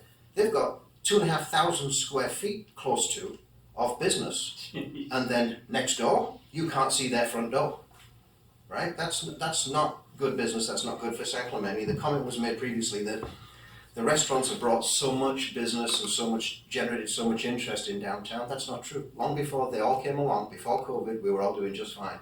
Now, retail places have closed because COVID made them non-essential. Restaurants, food, ice cream was all essential, so they thrived. And then when the retail moved out, the food store moved next door and expanded. So now we've got a plethora of food and beverage where retail could have been, and then the retail that is trying to maintain itself in this climate has a big Noah's Ark in front of their building that can't be seen. So it should be standardized that if you've got a 10-foot front facade, you can have a 10-foot deck. Why should you go across the alleyway, across your neighbors, and then we're trying to accommodate for e-bikes and golf carts and this and that. In one of those triangle spaces, you get a golf cart. So golf carts take up as much parking as one car. I would suggest that it could be for bicycles and for other things, but golf carts take up the parking space of a car. That's not fair for those people, for certain people. You're going to now block part of a business facade for a golf cart. Doesn't make sense. Then you've got the planters and the posts and the trees. So when you drive down Delmar and you look at the facade of a retail place, all you're seeing is bushes and trees and people sitting and eating and dining. So it's taking away from retail and it's killing retail, which was downtown Delmar. Now it's become food and beverage central, which is wonderful. But you were talking at the last meeting that of 45 potential parking spaces being taken and a lottery for everything above 30. But my walk up and down says that if everybody has something outside their store, you'd have less than 30 and you wouldn't need a lottery. So it needs to be achieved that the design, even though they're angled and there's a triangle and there's wasted space in the corner where you can't put a table and a chair, but they've been mandated to have that space, it needs to be somehow figured out, the design with the square, that should be in front of the business that is renting the square. There's no way it should overlap into somebody else. Because again, if all the retailers in town come together and say, I'm blocked, I need a directory, food and beverage is booming, you almost destroyed us through COVID. Do you think people are just going to sit back and say this is okay? Who are they going to hold accountable? They're going to hold somebody accountable for their business slowly but surely being destroyed. Look at all the retailers who've gone away and have now been taken over by food and beverage. Delmar is fantastic for people coming and going, and somebody might buy a coffee and buy a t-shirt. It doesn't seem to be working that way in my experience. I've been there 35 years. on that same street. I've talked to most of the business owners, most of the people that have the patios, and it's not working the way you guys think it's working. I would suggest you talk to more business owners and don't hire consultants. Talk to the people that it actually impacts, the business owners, the people that are the tax base that are having their asses kicked out so more people can sell coffee at $9. So we've got to be realistic here. We've got to help everybody, not just food and beverage, who, by the way, for the years through COVID, were booming. You could walk up the street with a tequila, but you couldn't buy a t-shirt. Right? So we've got to be realistic here. We've got to support both sides. And again, everybody has a right to thrive on Del Mar, not just food and beverage.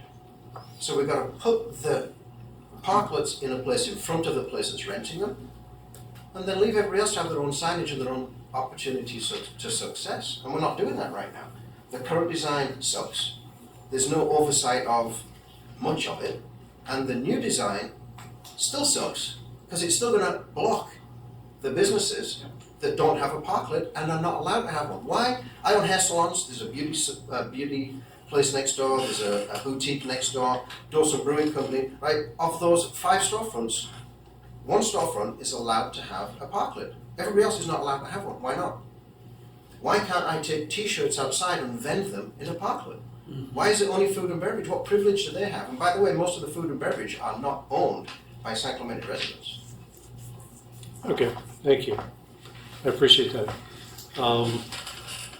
Yeah, we are gonna need to limit it to roughly 3 minutes. And just, I wanna be clear, because I wanna know what our job is here today.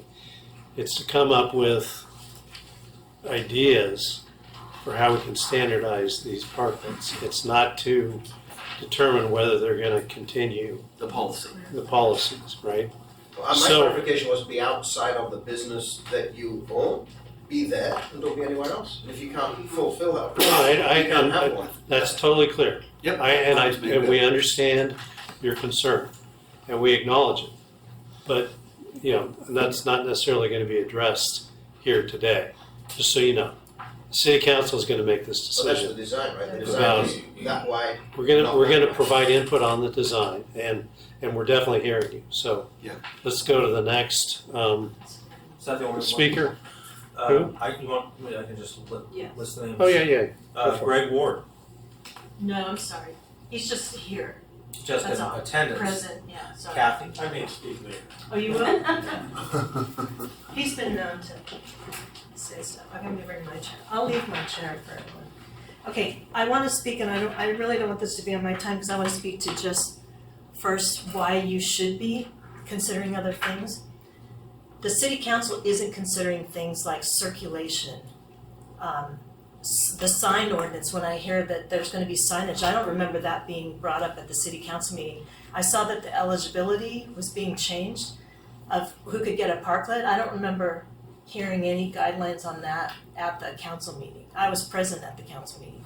So is this off the record discussions, not in public, that is driving this? Because I hear you say, we're gonna improve Del Mar. But, I mean, I do understand it's an opportunity, but they really have, this is a temporary approval that they have right now that was made by a city council in 2020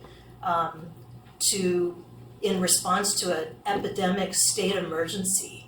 And that's why restaurants were singled out at the time, because the state really killed all the businesses and the shops. But the restaurants, they usually have more space, and they needed to get food out, and people needed food. So we did a lot at that time to give restaurants some visibility and parking and all of that.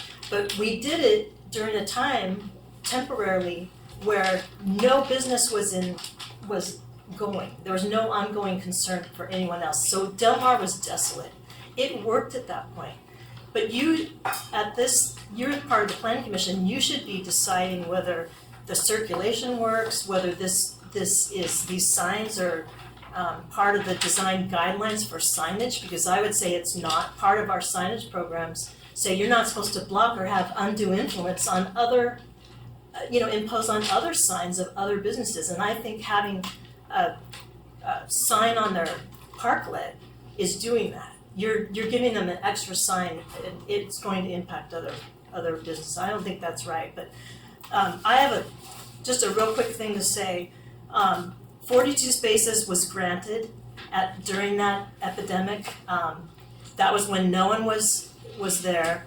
And right now we have 33 spaces that are taken up, and the downtown is not working. It's not working. The council's not looking at that. The planning commission has to look at that. Staff just can't keep coming up with ways to try to do something that they think the council wants, because you can't keep doing something temporarily and doing that to the public and keeping them out of this parking if you're trying to do something permanent. You really need to start doing and say what the hell you're doing, really, because it's not right to do that. I think it's illegal to do it. Plus, you have to consider Del Mar has a very strict design guideline. What's going on here does not follow that, especially streetscape, and I'm glad you pointed that out. It does not follow that. It's against everything of the design guidelines, the unity forms that we're supposed to have for downtown. It's also in a coastal zone. Not completely the entire Del Mar, but a good portion of Del Mar, almost up to El Camino. There's a line there. But you're in the coastal zone, which is protected parking for the public. Protected parking, not to give business owners the right to double their business. Because it's no longer, they're not doing it for a pandemic, a state emergency.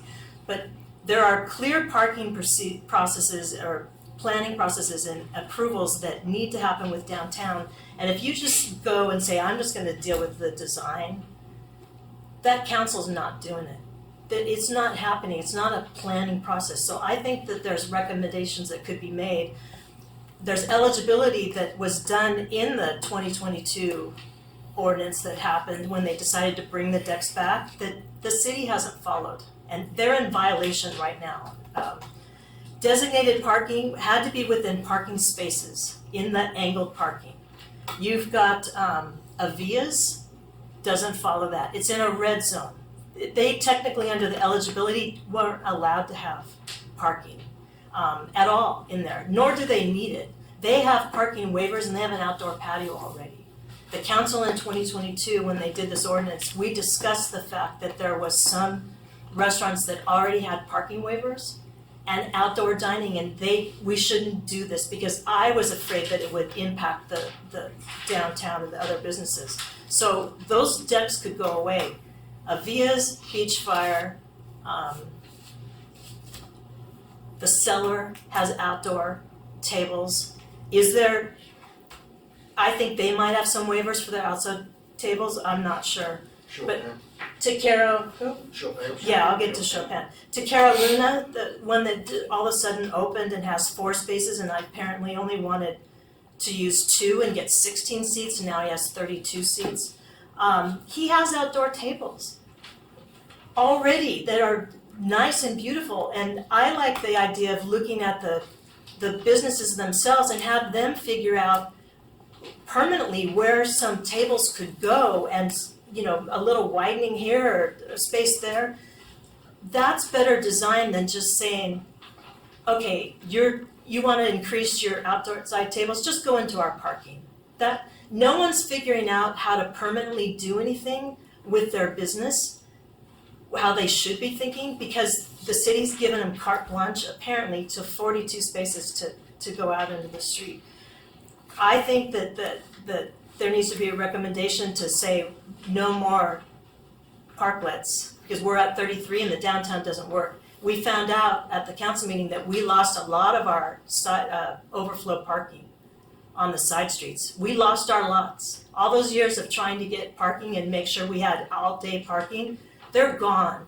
So you should really, the council doesn't realize how badly Del Mar is performing. They don't understand it. They don't see the backup, and they don't see people trying to find it. They don't see people leaving and not coming to Del Mar anymore. They don't know that because they're not thinking like you guys would think. Circulation has to be number one, and access for businesses has to be that. But that's why I think you can't just punt and say, we're going to keep it's a council decision, because they're not making it. They need recommendations from the planning commission. And unfortunately, at the council meeting, it should have come back to the planning commission for a hearing. It should have come back. In fact, I think Steve Noblock mentioned it. I think maybe our mayor was for it. I can't remember, but it didn't happen. All of a sudden, they don't follow through and like follow with what they've said. It really should have come to you because this is our downtown. It's very important to everyone. I'm only here because I love the city and I love our downtown. And I'm seeing it deteriorate and not work, and that's why I get upset about that. But to Carolina, he didn't need 4. He now has 4 spaces that he uses. If you get further down to Pronto and Bluestone down there, they were allowed to go past 6 spaces of continuity. That's in our eligibility. They're like, what, 8 or 9? And they're together, so they've made this monolith in front of the building. But we have no more than 6 consecutive parking spaces occupied on Del Mar. And the parking has to be within parking spaces. The staff has allowed that to happen, or whether they just did it, I don't know. But when you look at the red curb for Avias, that is like, 20 feet of red curb because it's before the intersection, it's a scary intersection. People play bumper cars around there. Now, we determined that safety-wise needed to be red curb, but now we're letting this deck be in there. They're also violating the fact that they're using the entire sidewalk. You have to go down to like weave in between their tables. They've taken up not just the deck, they have seating all in the sidewalk. The city's not following up on things like that. Beach Fire, they also, right next door, they have a patio. They've had parking waivers. They have more seating along with Avia's. Anyone that has parking waivers, Nick's has parking waivers, they have outdoor dining. I think Zoe's, brand new, they have parking waivers. I remember doing that. What if we go to 42 and those 2 decide they want to do decks too, because we have this ordinance that leaves everything up in the air. And if we found out we lost the parking, you really need to come up with something that we should stop. We should stop where we're at. And some of these decks I could get rid of 4 or 5 right now. Avias could go away, Beach Fire could go away. The Cellars, debatable. Could they own the place next door. Could they do some outdoor dining along that storefront? I don't know. But they're not trying to figure it out because we're doing this carte blanche with this parking program. You make some very good points, good points. I think you need to take it in. And Coastal Cowboy has a ton of parking, and it's open, and I don't think they have a deck now. Yeah, I don't think you make some great points, but I don't think we're prepared. But what needs to happen is we do need to look at, first of all, how has it been enforced? If it hasn't, and if there's excess, right? There's businesses that have exceeded their allowance. We need something that identifies that. Whether, we're not asking you guys to enforce this necessarily. You need to give us the data so that we know who was given, what number of spaces, where they're supposed to be, how it's supposed to be configured. And that should be, I agree, that should be our starting point. And for those that have exceeded it, they shouldn't be surprised when they hear, well, you've exceeded it, so you need to consolidate, right?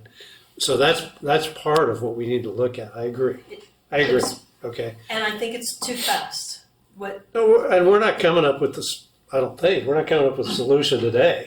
We're getting started. Right? I think they have a council meeting of April, the second meeting in April. I think it's just, they in fact, at the council meeting. Yeah, but we can always, I think we can recommend that we continue to evaluate based on this criteria. There's too much. Because I agree. Del Mar has problems, right? Everybody knows that. We go down just like everybody else. Not the council though. But it's not staff's responsibility necessarily to enforce that. I mean, they're supposed to notify, whether it's law enforcement, whatever it is. I'm not sure how that works. You have to enforce what you allow. If you allow something, you have to then enforce it, right? Totally. And this is our opportunity to do that. And in some cases, it may be Beach Bar, you don't get it Parklet anymore, right? Which or would whoever. open up I'm just throwing that out as an option. So I agree with you. That is something that we have to look at. It needs to be looked at in detail. How do you get to the stores? How do you see the stores? Do they have an opportunity to spill out into the sidewalk as well? Especially where there may be a little bit deeper sidewalk, Right. or they don't have, they're losing parking, whatever. That should be a component of what we do. What I would recommend at this point is we just let everybody speak. And I then agree. what- I just wanted to cut you I off, but appreciate it. Yeah, we're continuing, and then, and so we want to move to the next person. yeah, But I just want to acknowledge you're making some good points yeah. that need to be considered. So let's hear what everyone else has So to what say. my thought is, because of this, is what we could do is do what we were asked.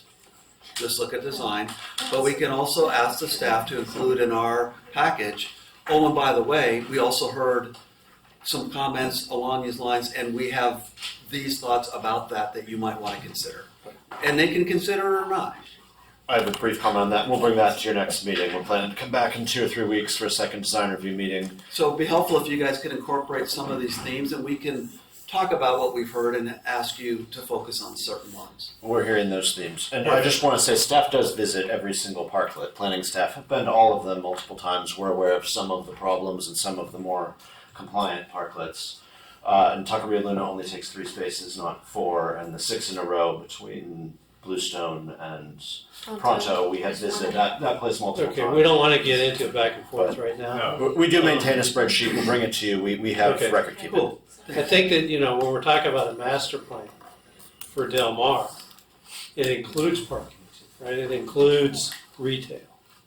And it includes the restaurants and the parklets and the kiosks. I don't think it's a bad idea to have directories at certain locations, at the top of the street and at South Ola Vista potentially. But, all that has to be factored in. Looking at you, Rick, I mean, we're gonna need a little more time, I think, All right, so let's hear the next. Who's next? Next is Wayne Eggleston. And Wayne, or not just Wayne, I don't want it to be Wayne, but whoever's speaking, if it's already been said and we've acknowledged it, then you don't need to say it again. I'm not suggesting you're gonna do that. I'm not suggesting you're gonna do that, Wayne. But you're Well, I'm next. gonna be blunt. You're next, so Yeah, I'm sure you I'm will. gonna be blunt, because what I heard from staff, I'm sorry. We need to take more time on this issue, because since it's not gonna be slurry sealed, there's no reason to come up with a design.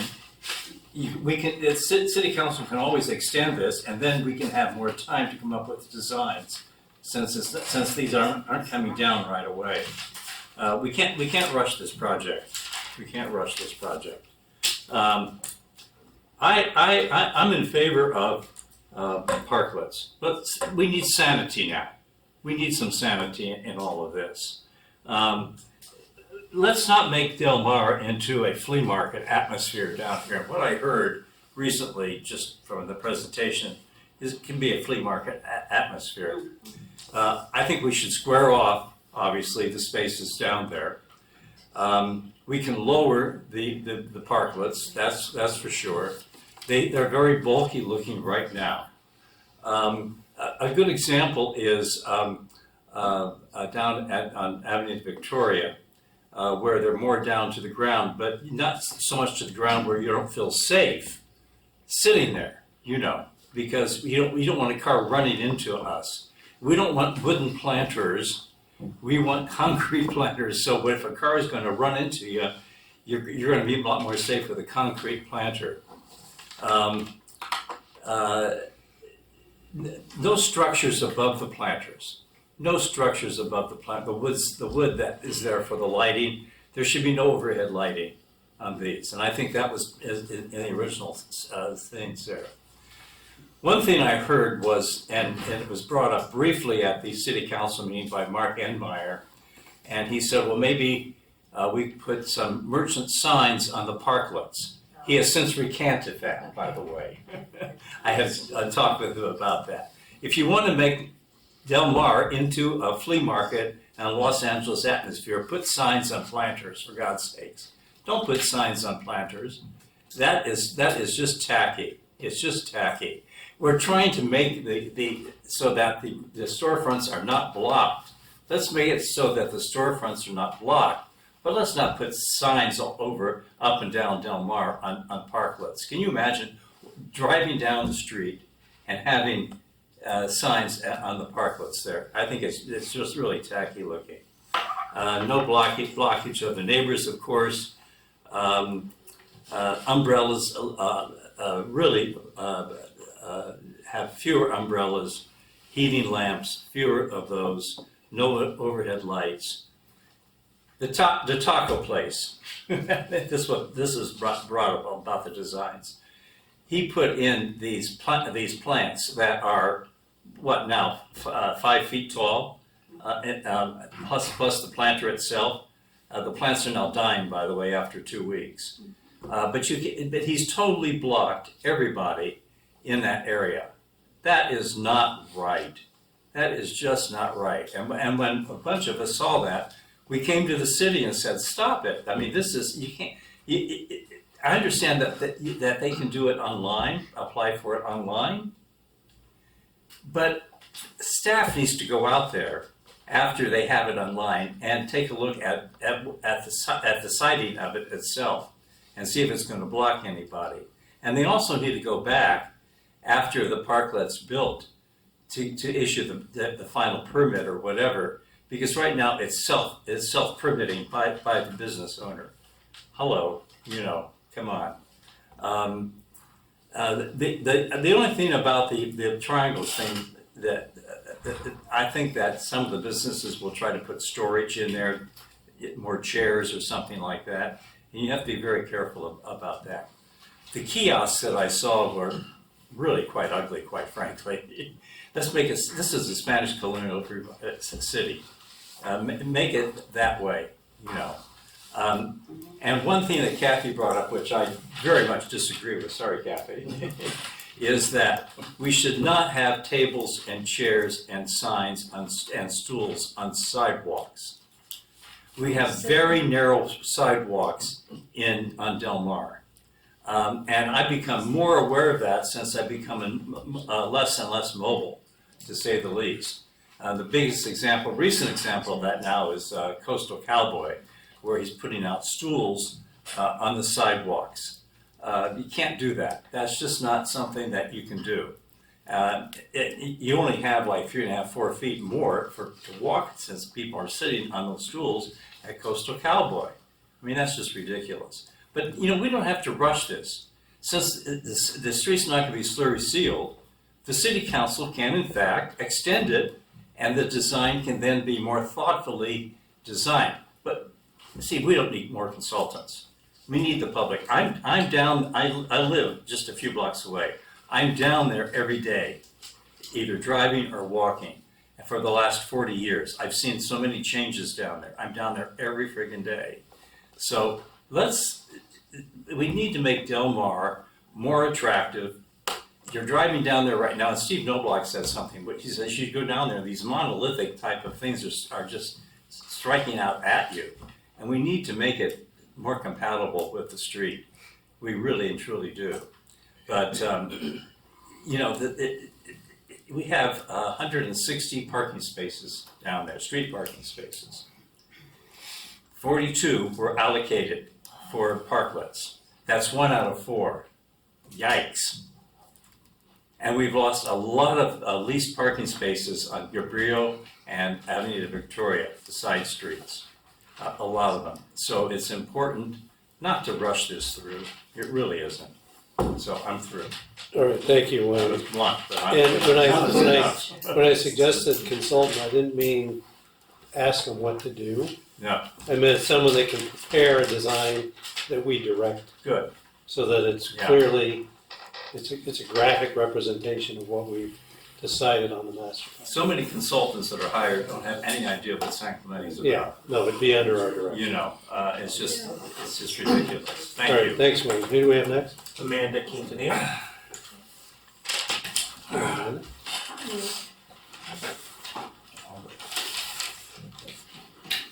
Good afternoon.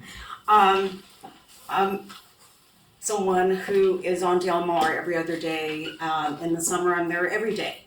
And one of the problems that I wanted to address is the coastal cowboy, which I made a complaint with to code enforcement because the concern is the bar tables now and the bar stools. And there is a line of demarcation, a property line of demarcation that's there in cement. And they shouldn't even be going there. Onto public right of way, and there's concerns regarding ADA rights under Title II. So that's a major concern. So there was a complaint regarding certain ADA rights regarding some of the businesses on Del Mar and one on Granada. And so we don't want another lawsuit, right? We don't want a lawsuit where someone's going to spill their drink or whatever, and then someone comes by and has a problem with that. So as far as the kiosk, there's concerns regarding that because it does go into the public right away. And so there is a concern with that.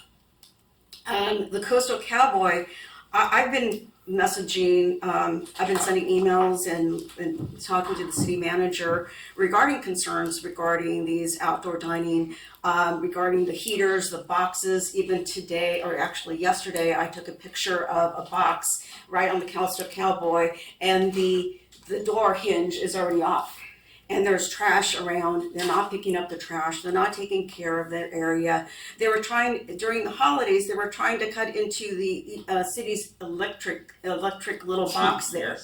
So that's a major concern. So I sent that to Mr. Hall and I think Adam and Tamian, if I'm not mistaken. But there's a concern regarding that. The kiosk will be in public right away. As far as the barriers for the planners, they're not being taken care of. I showed Mr. Hall prior to this design review subcommittee. I had a meeting with Mr. Hall, and that was one of the concerns. They're not taking care of those planners at all. Like someone had mentioned, some of the things on at that taqueria, some of the plants are already dying. That's a major concern. Jonathan Lightfoot bought those planners, and from what my understanding is, they're very expensive.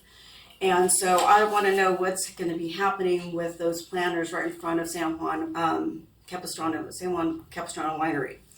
As far as the bike racks that were mentioned, we already have bike racks. Today I was talking to someone on Del Mar, and they were saying, "Oh, look at these bike racks," and there's like some handcuffs that are there that have been there for quite some time. I'm surprised the city didn't come over and just, cut those.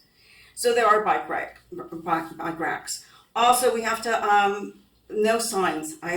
That is just so wrong to do. It's going to be downtown Tijuana.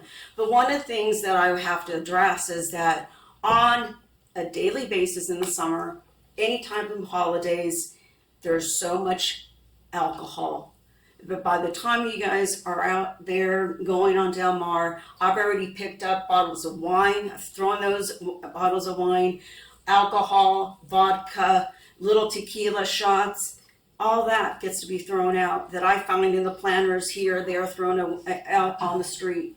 It's that type of situation that's really taking us down to a different level, right? Of Del Mar being more of a bar scene, the party scene, and I don't think that's right. We're not that way. As someone who's lived here for 55 years, we shouldn't be doing that. We shouldn't have a swap meet down on Del Mar. That's not right. Basically, from what I understand, Coastal Cowboys is using Oliver's parking in the back. They shouldn't be doing that. There's a concern regarding the line of sight. When backing up on Del Mar, I and other people that I know have to look at the reflection of the businesses to be able to get out properly, safely. That's not right. So this is a public safety matter. We shouldn't be doing that at all. Let's see.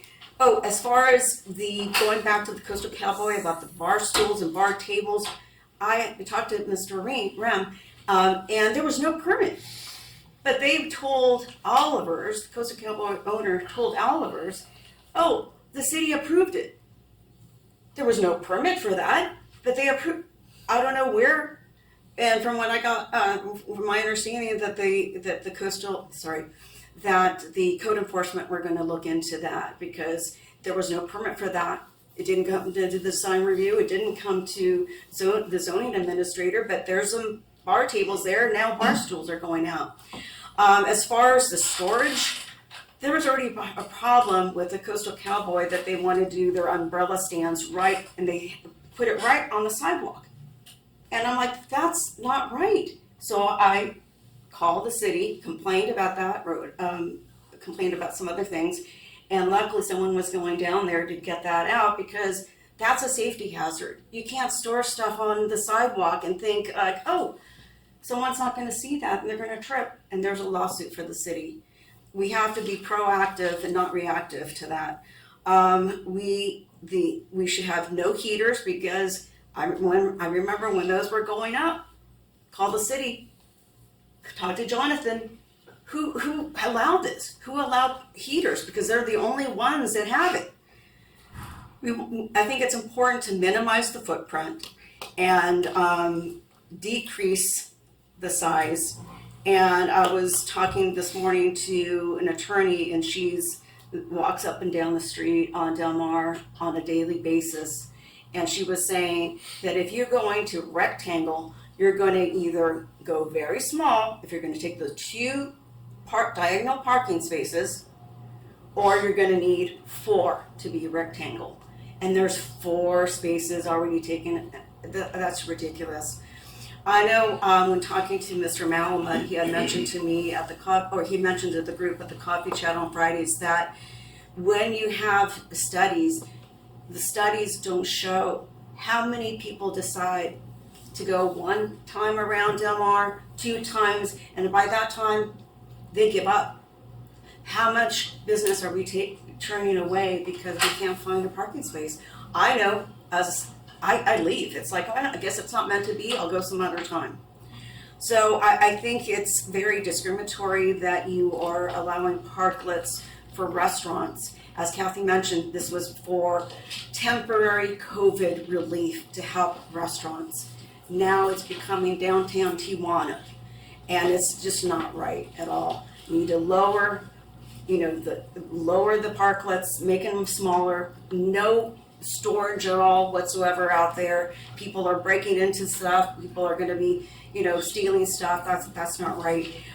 One business that's there, when she has a sale, right in her walkway, she'll put a rack there and minimize. She just doesn't want, she doesn't want to expand. So there are people that are very respectful of the public's right of way, of the line of demarcation, the property line, and that there's other people that take advantage of try to go into using the electric and doing other things that shouldn't be done. I think I've covered everything. Yeah, that's good. Thank you. A lot of good comments. Okay, who do we have next? Sherman Fowler. Okay, I'll save you guys, I won't go first. I am just consider this as an audit of this meeting and what I'm hearing, okay? Because you guys already been bombarded with a lot of stuff. First of all, I'm not calling this a consultant, but I feel and I'm hearing that there's a lack of communication between business owners and the city council and the city. So maybe I would suggest something that maybe a town hall where the owners can come and you can talk to the owners, and really get the owner's input, not just use a spreadsheet. You got to talk to that owner and see how that owner feels about it and live their experience, because the owners are living this every single day. People can visit and walk down those streets, but they don't live it. The owners do. The second thing I would like to talk about is that we have code enforcement. Turn up the heat. If a business is not following code enforcement, talk to code enforcement. They have a job. Let them do their job. Okay, that's what they're there for. The next thing is the plan about the parklets. The one thing about the parklets that I heard was that will it be in 27, 29? The one thing I did not hear that I think you need to address if you're going to move forward with this, so I think when it's right, maybe something you may want to put the brakes on, because in 28, the Olympics is coming. Mm-hmm. Can you imagine how busy this city is going to be when the Olympics hit? Can you imagine the chaos that could happen? There's people coming from all over the world, and you're talking about parklets. Why not prepare for that? You know, or put the parklet project off. You know, or if you could speed it up, that would be great too. But that's not my call. I mean, that's on you guys. But again, this is an audit of what I'm hearing. You know, and that's a great concern from the business side. But the real people you need to talk to are those business owners. Talk to code enforcement. See what laws are really being broken as far as code enforcement goes. You know, because if you got a business that's taking more spaces than they're supposed to have, you know, so there are laws against that. You can enforce that. So it's not that complicated except for the parkless piece of this, because you're going right up against the Olympics. And if you're going to have public works projects, those public works projects are going to go right up against it too, because the Olympics is not going to stop. It's coming.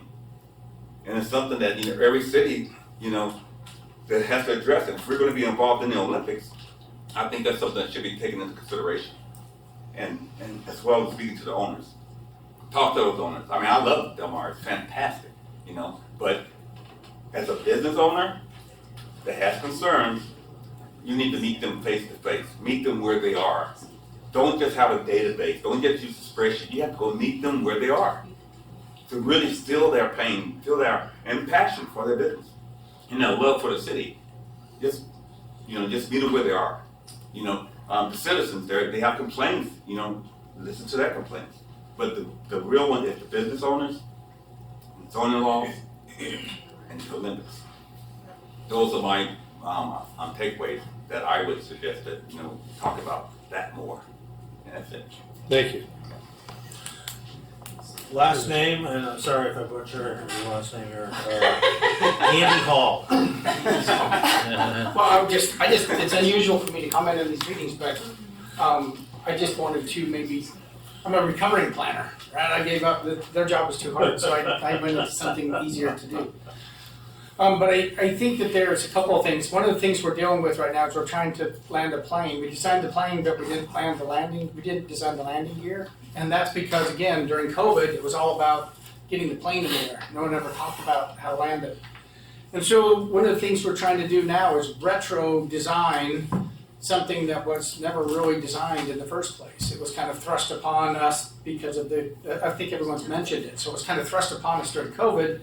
And then all we've done, essentially, and I'm not saying it's lazy, it's just what we've done, is we've just continued a program that was put in during COVID because the state allowed us to continue it. And now they're saying, oh, you can continue it till 2029. We don't know what's going to happen after 2029, so we don't know. It's always been difficult of how much effort do we put into something that we don't know is even going to be possible in 2029. It's only possible right now because the state exempts it. Otherwise, we don't allow alcohol in the right of way. So it's just been kind of this really unique time. But I know you guys are here for design. I think that's a really good point that was put forward. And so one of the things that I've heard is that, you know, so if we're going to have it at all, how do we do this? And we've been talking about how we can make it less impactful on the other businesses. And, you know, one of the things we try to do on our trail down along the beach is we have the cable rails instead of these big wooden walls. We wanted people to be able to see the ocean when they're walking on the trail. So maybe if we're thinking of some design, we want to make sure that we are addressing some of the things that have been brought up, not just size, but I don't know why we would have these, you know, the cables are safe enough to keep people away from the train. They should be able to be safe enough to keep people away from the cars, and maybe have cable railing instead. But, you know, we keep talking about this being the little Spanish village by the sea, and so when this is happening during the council meeting, and I know this is very rudimentary, but I'm going to do the Tony Ribolino kind of thing here for a minute. And so I looked up a little Spanish village by the sea called Madrid, and I know it's not by the sea. This just happens to be street dining in Spain.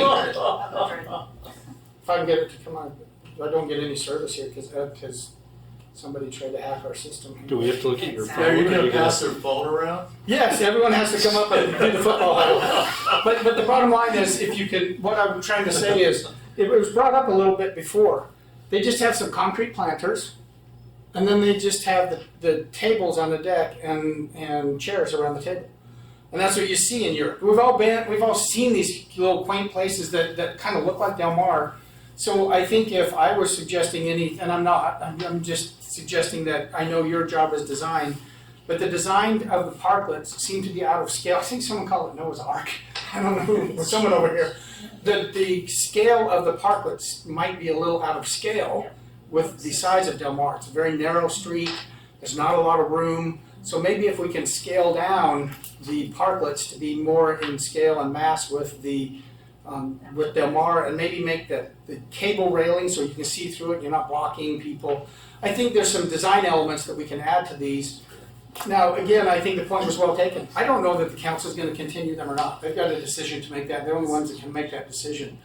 But if we do continue them, I think perhaps maybe some of the things we can do is scale it back to what we see in Del Mar. I think there were a lot of good examples here, but I do want to make sure that people understand that what's really difficult about this is no matter how much effort we put into it, it could be taken away in 2029. And so we want to be careful of doing anything permanent, because if the state takes it away, then all of a sudden we've got permanent structures out there that we need to then deconstruct if it's not continued. So that would be just a few thoughts, and couldn't help myself. Again, the Ron White disease, right? I have the right to remain silent, but I don't have the ability. Thank you. Adam, can I speak now? Absolutely. Mr. Ward. Oh, I'm sorry. I didn't mean No, to- I wanted to hear everybody. Because I don't have to talk very much. All I wanted to talk about, I'm kind of a safety guy. I was a fireman, and I was always the safety guy. And I worked in San Bernardino, so I was really I was a germaphobe, And one thing that hasn't really been talked about that I hope you guys could figure it out, is the decks that were built. They're not very good decks. They're pretty cheap. I know the purpose of them, but they weren't ever designed to be cleaned, like underneath. And last week I went around to every business with my wife, every business, and I just talked to the owners, the managers and stuff about different stuff. And one thing that kept coming to me was, do you realize that around the decks in the morning, it's infested with rats and cockroaches? And I said, no. And they said, yeah, they walk in and then they all scamper, underneath the deck. So I'm thinking, okay, that's where they're living. And if you think about it, it's kind of disgusting. Rats are on the deck where people are eating, and I don't think anyone's going out there and washing. They're just putting plates and food and stuff. And I'm just like, I'm glad no one's told the paper about this. But if you could design, I've heard that they've made these pads where they're kind of off the ground and they can be cleaned, steam cleaned. I thought that would be something that maybe you guys could, design. Yeah, no, I noticed it myself when I was looking at those existing ones. There's little gaps underneath a lot of them. They collect Because a lot of it's all leaves and great. stuff as well, and they start to stink. Literally, the water goes down with the rain, then the leaves underneath, and then when you walk out to have your food, and it stinks. Yeah, it's pretty disgusting. And then the only other thing was each pad is given it's supposed to have 3 spaces. All of them have 3.5. I don't get the half. And the half takes up a half a parking place. That's a full space. So they actually get 4. But some of them are scary, depending on what side you're coming down Del Mar. If you look at the cellar, I always wonder, is somebody going to hit that? Because it looks like a normal space when you're coming down, and you see it, and you go, hey, it's an open, and you turn in, and it's a half a space. And I'm like, wonder when that pad's going to get hit. Sure enough, I don't know what happened, but all of a sudden I saw boards were mashed. Maybe Chris knew about it or something. But I noticed the wall had gotten hit a couple of times. I don't know if people were there or if it was at nighttime and someone was drunk or what.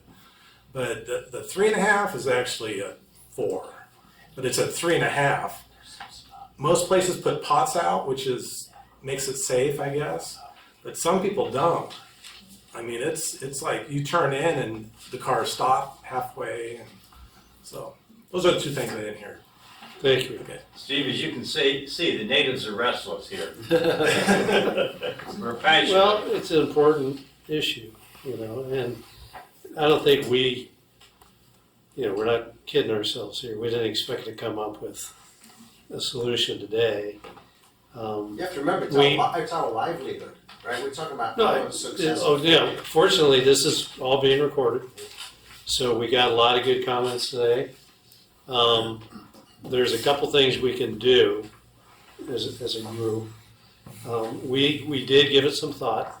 I'm sure Scott did. I know that Cameron and myself, we both gave it some thought in terms of design. But this goes a lot deeper. Obviously, we see it as an opportunity. We're talking in the beginning about extending or whatever. But, Adam makes a good point that the business owners there, even, all the restaurants, as far as they know, they have to take those out. May I ask who it's next an year. opportunity for? I'm sorry? May I ask who it's an opportunity for? It's an opportunity for food and It's an beverage. opportunity, no, I don't think so. I think it's an opportunity for the city to improve Del Mar with all these things that were brought up. Okay, so only food to and open beverage up can have a opportunities for Only retail. food and beverage can have a pot. Well, no, No. first of all, I don't think we want to get in an argument with you, but I think it's an opportunity for the city to revisit this whole issue, right? You guys are gonna bring these points up to council and make your case. It's an opportunity for retailers to have this thing revisited. It's an opportunity for And the yet city most to have it retailers looking don't know better. that this event is happening.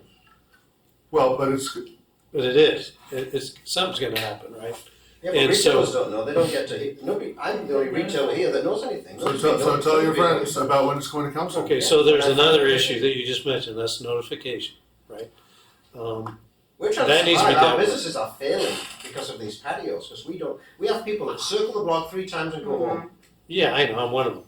But, okay, we've heard, I think we've heard all of our, On the notice. I think we're gonna acknowledge today that, Rick is here so he can hear, that it's gonna take a little more time for us to consider everything that's involved in this, right? I think we do have some good ideas about how we can improve what's there. We acknowledge, all of us acknowledge that what's there now is not good, right? It's not good aesthetically. It's not good from a safety standpoint, a sanitation standpoint. People are pushing the limits, which that's what people do, right? So it needs to be reeled in.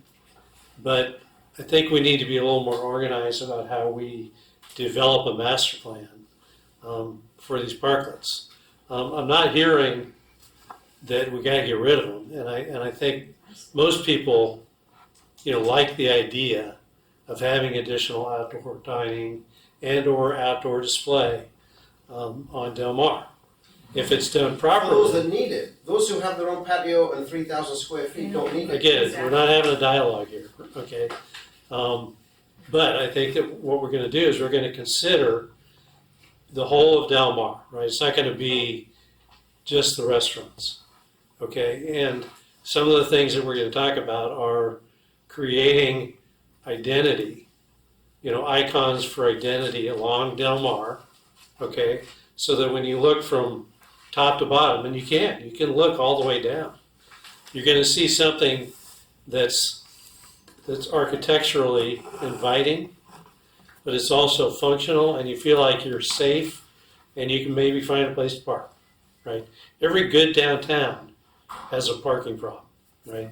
So that's a given, but we're trying to minimize that issue. And, we all agree with pretty much everything we've heard today, but we understand that, it's gonna take some effort. And we agree that we need to extend this a little bit more time for us to spend, I think, spend some time and put in some effort at looking at it more cohesively and in greater depth. So what I'm going to suggest that today we do go ahead and look at some of the ideas that we have and talk about some of the stuff. I know that Cameron put in quite a bit of time and energy in just coming up with a parklet. So we're just going to look at that. And then we have some images of what's there now. I think everyone did a great job of pointing out, these are the problems. Well, let's just look at it. So it's all very clear. And then let's look at this idea. And then I have a couple images of, Spanish villages. Good idea, Andy. That are attractive. And if we can pick things out from those, it can also give us some direction. We can get some things accomplished today. So I think we already did by hearing, a lot of good comments, and that we can incorporate in our future discussions and decisions. Enforcement's a whole different issue, right? Once we come up with these standards, they have to be enforced. So, we can talk about that. We can give clear direction that needs to be enforced. And we can even suggest this is what you might do if it's not followed. Like you lose your parklet, right? That's a big deal. So people are, and I'm just, again, we're presenting this to City Council as options, but it needs to have some teeth, right? So that people will, because people push, they're going to push it. I don't blame them for that, So how's that sound to you guys? Cameron? Scott? Sounds good. Okay. So, You want me to pull up the pictures? yeah. Okay, so the first set are the existing ones that you want to go over? Right? Yeah, let's just run through.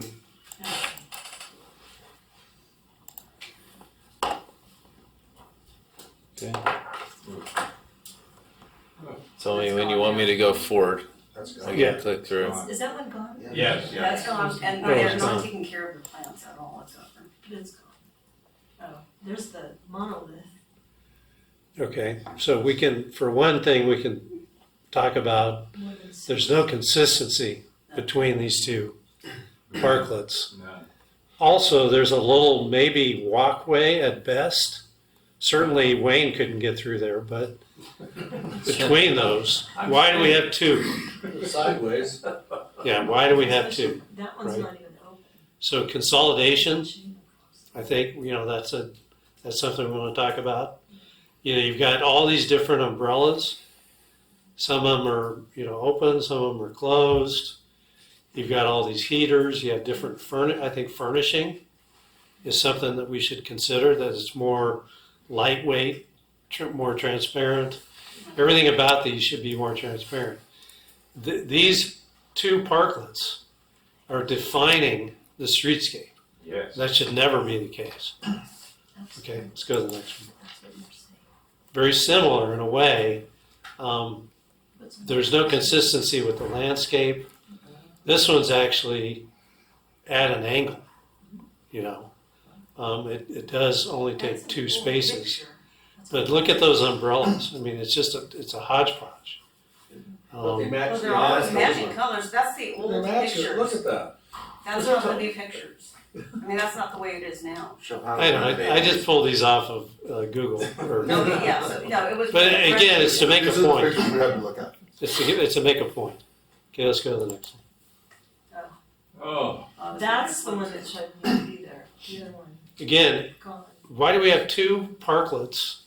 I don't even think that handicap space is to code. No. It's So not- why are absolutely not. we preserving it between the parklets? This should be consolidation. A lot of the same comments I think apply to these. Those posts, those are on a lot of the fences. I'm not sure what the idea, if that was supposed to be lighting or what was going to go on there, but all right, let's go to the next one. Be careful, I wanted to give Wayne CPR here, he's starting to have a grabber. I'm a little concerned. Want me to keep going? Again, here we have a solid wall. And look at the condition of At least, I must say, at least the natural wood kind of, I don't know. Yeah, but it compared needs to to the be paint. transparent. Yeah, yeah. It just like In the this whites case, and the The green. whole storefront, that storefront is completely blocked. Yeah, You know, that's just, that's not what we want. yeah. We want umbrellas and consistency. stuff. Is that Well, Pronto? and Which one is that? And No. front- Sellers. planters. So, Plus they have, outdoor on their, front of their store. yeah, so one of the changes. Gone though, right? No. No, it's still there. So one of the changes that staff has presented is not painting the materials in the right of way to stand out. Like that's something that you're seeing in some of these, like white and green and The other thing is, different can you colors. comment on, Amanda mentioned that there's like this line, private property. Line of demarcation. yeah. Is that correct? I don't know. That's not the It's- property line. What's that? That's not a property line. Where's the building? That's a line that represents some flattening out of the walking surface that was done, and it was essentially the border to hold in the pavers. Yeah. Most of what's on the street side of that concrete line is Zero. like, it's the ADA compliant portion of the sidewalk. Less tile and more flat surface. And it's got less. Because I thought when I less read crosswalk. through our city zoning, it was 12 feet of right of way on Del Mar as public. That's the goal. Yes, It's somewhere in our zoning code, 12 feet. yes. So that's another part of this that we could have staff analyze. Is that consistent through the length of Del Mar? And where it's not, what does the city want to do? Right? When I Okay. said the line of demarcation, that was coming from conversations with business owners, what they're understanding that. Well, I've heard it line- from many people, that's why I wanted to ask, Yes, because yes. even I was thinking that with Coastal Cowboy, because when Wayne called me to tell me about that they were there and I went down to look at it, I'm like, there was that little line and they were kind of behind it, and I thought, well, maybe that's what they're thinking they can be allowed to be, but there's not 12 feet, there's like 5 feet, and then when you have someone sitting in those stools, it's like 3 feet, and then they're talking and Marvin, Right, you're like, exactly. excuse me, sorry, yeah. But the city's currently in a lawsuit, I'm in it, that says that the line on the other side of that demarcation is my responsibility. So that negates what you just said. I'm in a lawsuit, the city is suing me and 50 other people because somebody slipped and fell 30 feet from my front door on the other side of the line of Yes. demarcation. So the building owner is being held responsible for it. So the city attorney, in her wisdom, sued everybody, even if they weren't involved. So that she is in error or you're in error. Well, we're not gonna comment on existing litigation, but the code does discuss property owner responsibilities as it relates to the frontage, the public right frontage in front of their properties. The issue with tenants is that they don't know where the property lines are because they're tenants. They haven't purchased the property. I'm an owner. They're not gonna see, and that's great, but what I'm saying is that the line of demarcation around where a business's suite is, when it goes beyond the front wall, tenants aren't gonna just know that. There's nothing out there, the property line is not established. Yeah, the point is, this transition from tile to brick is not it. And so anyway, I just think it's generically speaking, it's just another issue for us to put in our bucket to have a discussion about how do we measure public right of way and how do we enforce it? That's all. Just trying to make it generic. And be ADA compliant. Okay, do I have any others? Okay, This is the last this one of existing. Okay, and you can see the gap They don't even need that. from the deck It's an interesting to shape. grade where the critters are coming Yeah. and going. Interesting shape. Yeah. Wherever there's a grade, there's gonna be a challenge. Yeah, but that can be sealed, And That's one of your places. you For don't one have to thing. tuck area. or it can be. I'll have to mention that Yeah. to him tomorrow. That's your tenant. Like, hey, Okay, so all of these These guys are totally different. Yep. Yeah, I mean, there's no consistency. Now, one point real quick. So Del Mar is not wide enough to have perpendicular parking spaces, correct? That's just discussion. That's, I can't comment on that. I don't know. That's an It's engineering. historic. I mean, that's a, yeah, That's exactly, that's engineering. that's an engineering question. I know Okay, that. but that's an important. But that's another consideration. consideration that we could discuss, is whether you restripe it. Yeah, because you don't get as many spaces when you angle the stalls. I'd So if say, you look at the aerial of Del Mar, it appears to be too narrow. You need 24 feet. 25 is better. I know that Between there's, the spaces. I know that there's an exhibit. Well, Can we can just stick yeah, to the pictures yeah, that the yeah, design review subcommittee wants to Yeah. show? yeah, And take their feedback, yeah. answer questions specifically. Well, someone brought up today, if you're changing the lines for the parking stalls, then it runs a risk of a lot of people making left-hand turns and they're not supposed to, so you're gonna have problems, angling the car and all that, so that's why. Okay, so today we're looking at the sort of components Yeah, angle parking. and the aesthetics, but perpendicular parking is definitely something, you're not suggesting we don't investigate that. We will take any and all feedback that the design review subcommittee has for us, forward it to the city council. Along with anything that goes to the city council, staff will have its own recommendation. And so if there's an opportunity that we can see to support that recommendation, we'd be happy to forward it. But there may be limiting So I thought circumstances. Christopher might have an idea. No, I don't have all the information I would need to answer that. Like, how would that affect parking supply, and there's width Well, and a bunch of It's stuff. harder to get in and out. I don't know. It is hard to get in there, but And there's also a general plan, to Adam's point, we'll stay with the images, but there's a general plan, whole visual concept of Del Mar in the general plan. And I don't remember what that has, but that would have to be looked at. Who came up with, or what was the impetus behind the squared off parklet? Who's pushing that, or why was that being pushed? That was a suggestion that we heard from the city manager, who heard from council members. We've seen that some of the angles end up just being storage for chairs or something. Yeah, That's it's not usable That's space. It unusable creates space. So unusable space. why To have do- that much more of an area block? it's a parallelogram or whatever. Well, yeah, but then it just gets bigger, and it's blocking more frontage for the retail businesses. And then you just get, No, we're saying it gets smaller.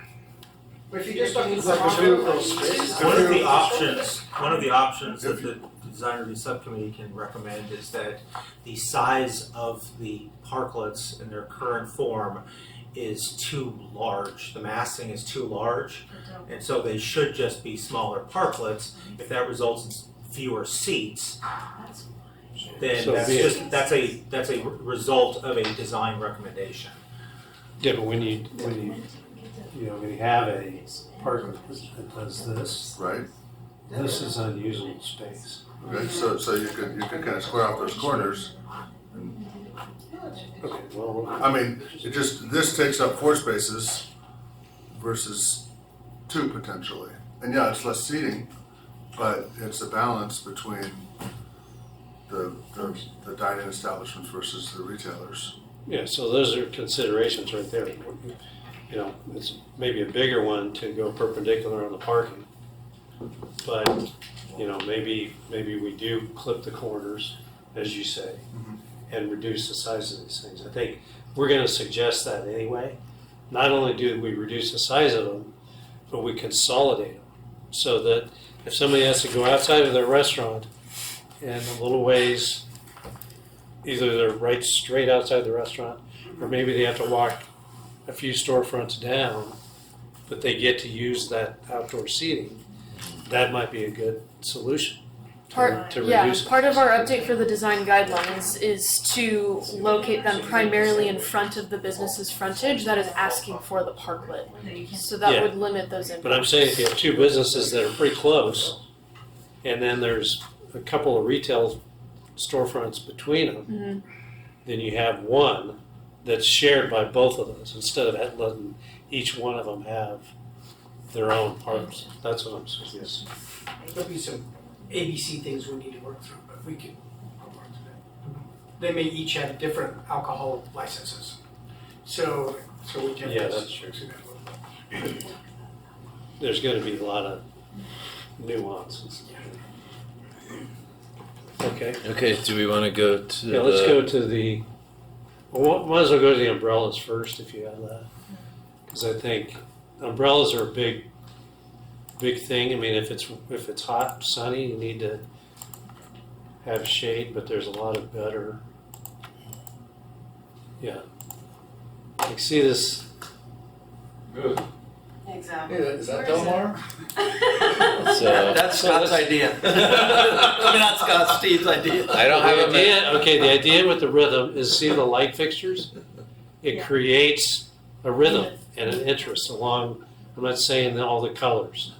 There's something that creates rhythm. The pattern there, the There's a lights pattern. reoccurring, yeah. And it's actually, it's a fun looking street, but I'm really focusing on the rhythm of, you see these light fixtures and it creates an identity. Okay, go on to the next one. I'm thinking street robberies. Well, these are the umbrellas. You can do a single post and two umbrellas, and it's either up or down. And probably two is too much, and that was actually a quad. But the one previous, Christopher, if you can go back, the one before. this was the second image. Oh, I thought you had another umbrella. No. Okay, keep going. Oh. Yeah, That's the so one you're there's the talking about? one. Cantilever stuff. There you Yeah, go. you have a single post and a cantilevered, and that's actually a kind of a beautiful arc with the wood post. It's a laminated post.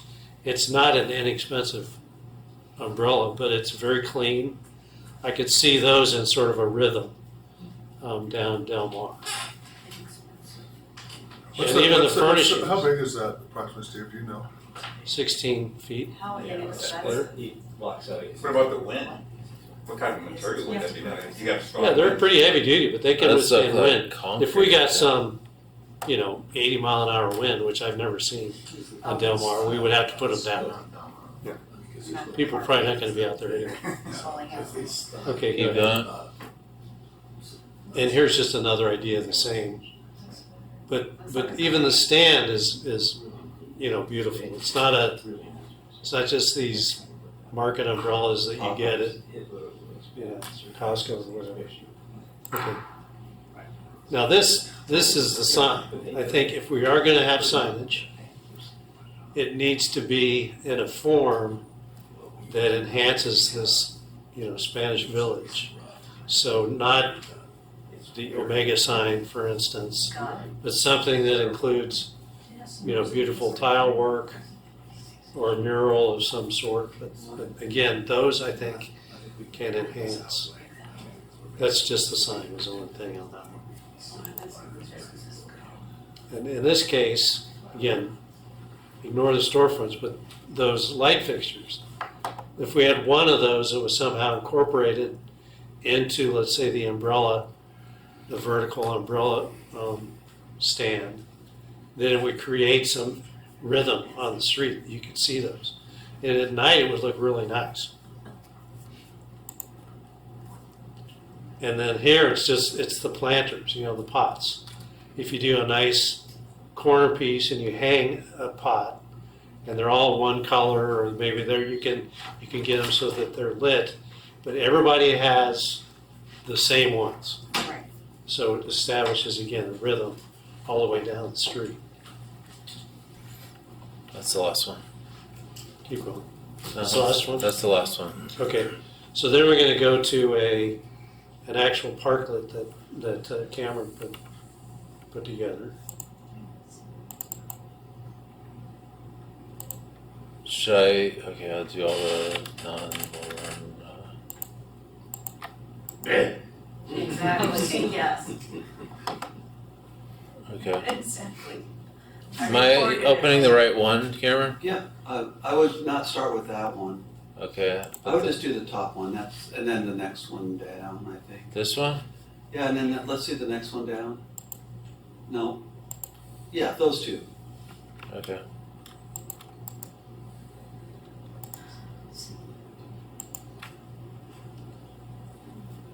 That's a square design or rectangle design where you could then have bike parking. There is, you know. I don't think the golf carts No. Yeah. are appropriate. No. Yeah. Well, I listened to the council meeting too, and that's what they asked for. So Okay. that's what you know, I wanted to show.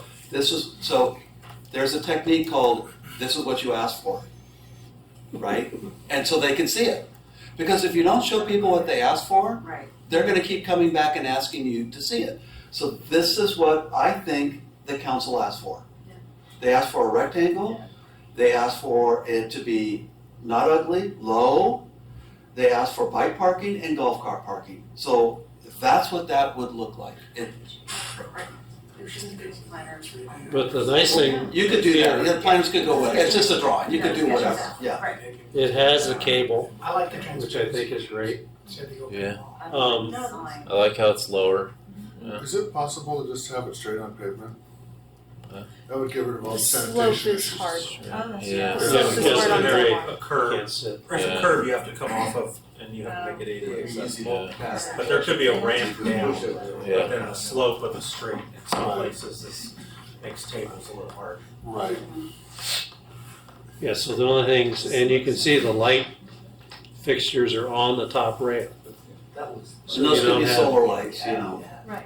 Those could actually even be under the rail, You could so do it that they under just the- shine on the surface of the deck. Yeah. So the whole thing sort of glows, but you don't see the light source.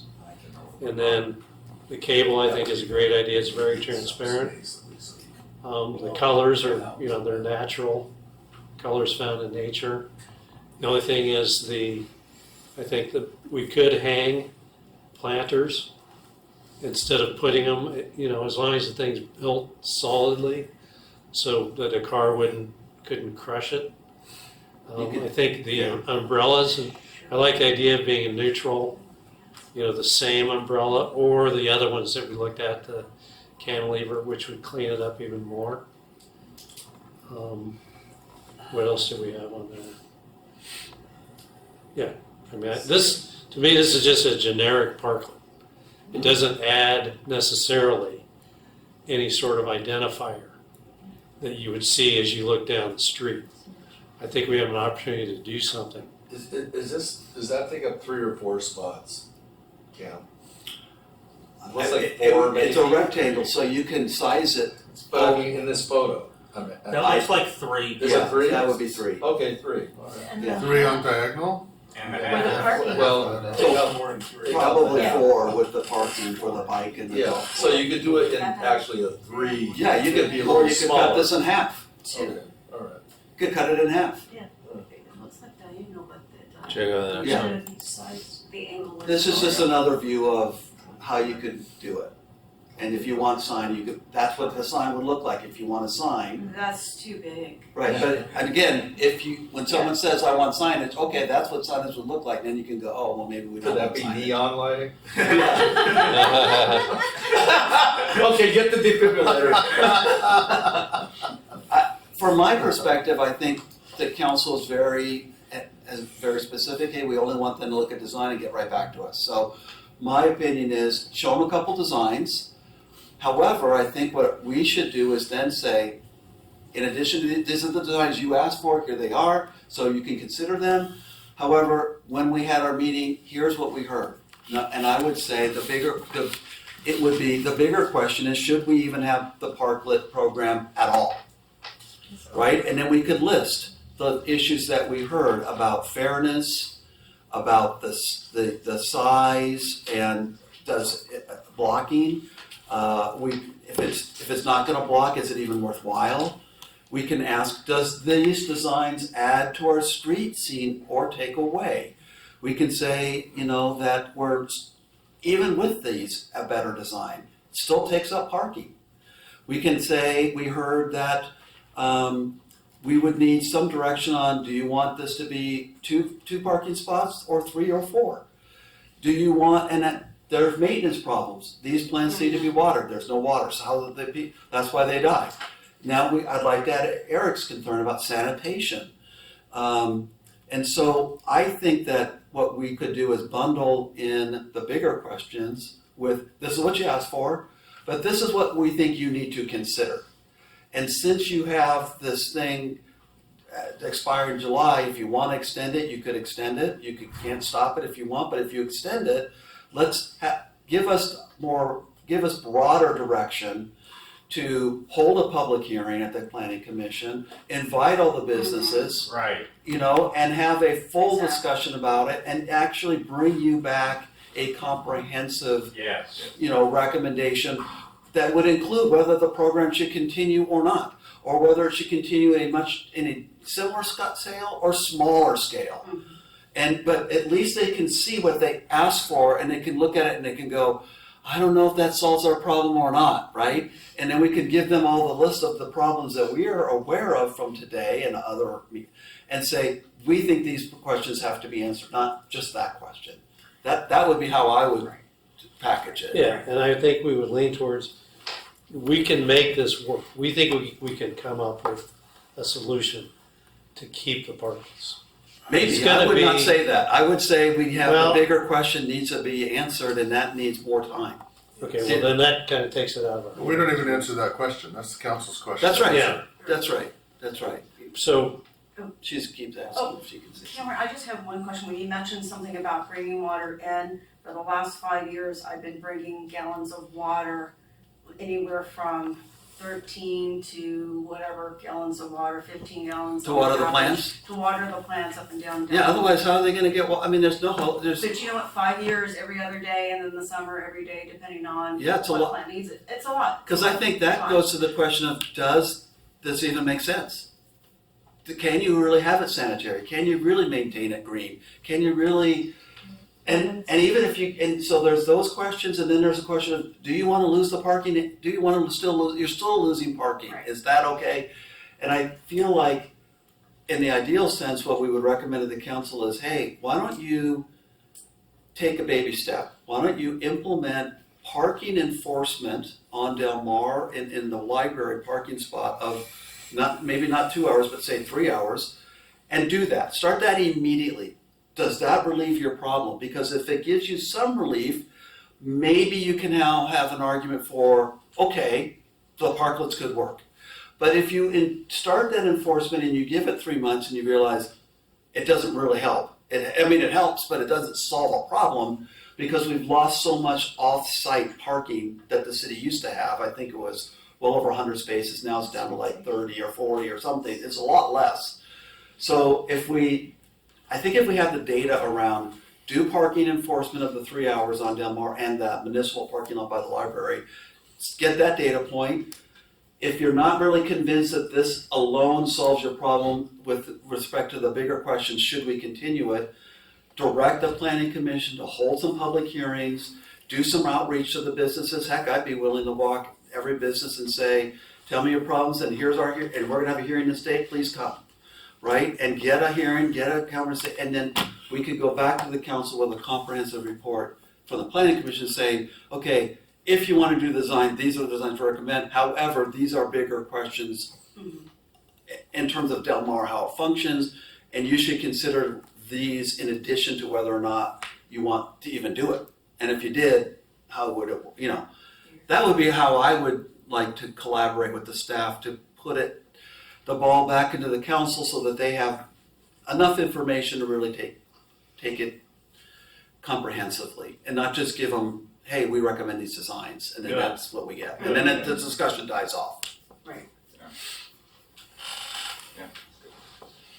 okay, so that's what we're gonna do today. I think we're done. It's 6 o'clock, 3 hours. It's been productive. So are you okay? In that, I think hopefully we got some ideas. Yeah, you have. It's on tape. Yeah. Oh, And I can meet with you later if you want. Yeah, that would be Because I have all helpful. my notes and I can write them up and send them to you. That would be helpful. Okay, I'll do that. Yeah, I'd be glad to talk with you on the phone and Yeah, go okay. over it. Yeah.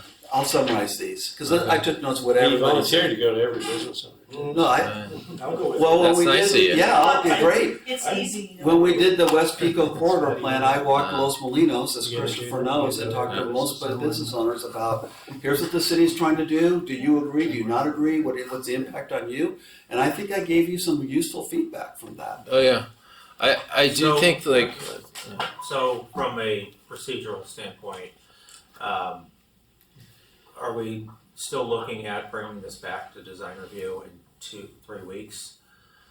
I think so. I mean, we have to a discuss lot at more that point? input. It sounds like if we need to do something related to the expiration of the existing program, which means that on April 21st at the council meeting, we want to be able to present the council with at least an opportunity to extend the current program a few months, or decide not to extend it.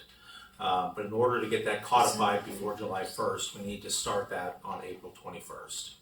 So if we don't have something ready to go to them as far as a recommended parklet program with updated designs, then we would also request additional time to look into this. Yes. Is your goal to go back on the 21st? Yeah, we have to go back for at Okay, least so to address the sunset date of the current program. If I'm looking at our calendar correctly, usually, so we meet the first and the third Wednesdays. But in April 1st is a Wednesday, but I don't think we would meet on Wednesday because we always, to correct me if I'm wrong. I think they're the second and fourth. We shifted to right after council meetings, so the council first Tuesday is the 7th, the third is the 21st. I think the planning commission would meet April 8th and 22nd, and this meeting would be the 15th of April. Unless we want to have a special meeting of this meeting group on the 1st. Yes, so the DRSC would meet the 15th.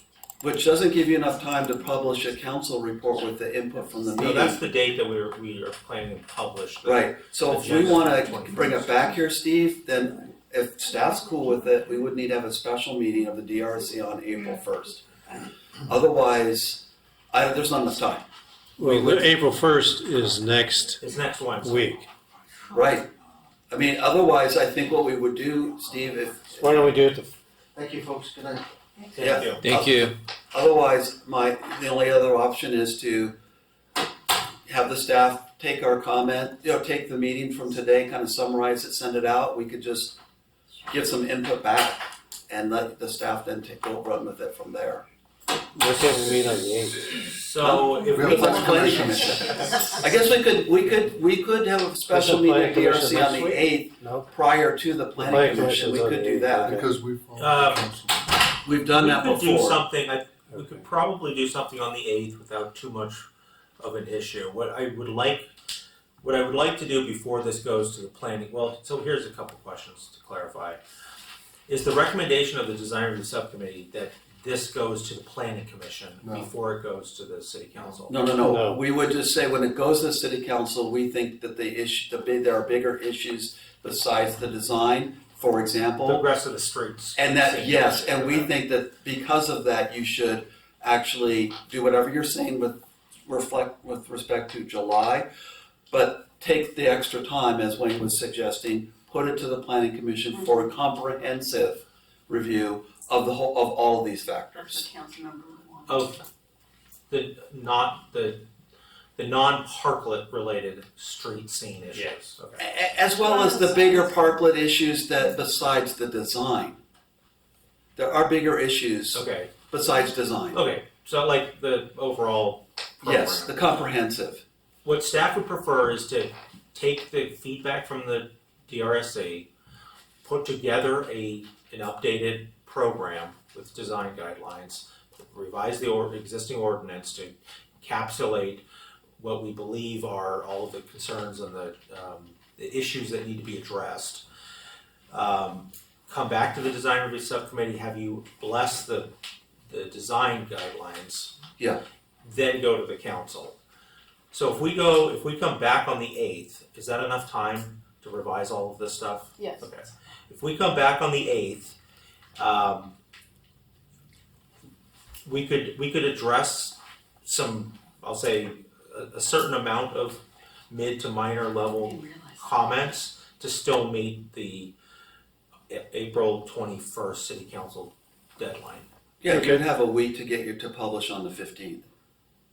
Yeah, but we are already, I should be done reviewing what the staff has put together, which requires multiple levels of review by the 8th. Okay, In order for us to publish on the 15th. got it. So. Hopefully you're close. So we should have a special It's good that meeting we have an before extra the. week this, a Yeah. couple of weeks this. Special meeting on the 8th, Christopher. Can we? Well, Okay, so if we come back that's on the the planning 8th, commission date. The 8th. Is the planning commission is the 8th. So we would do the, at 3, and then we would adjourn and go right upstairs.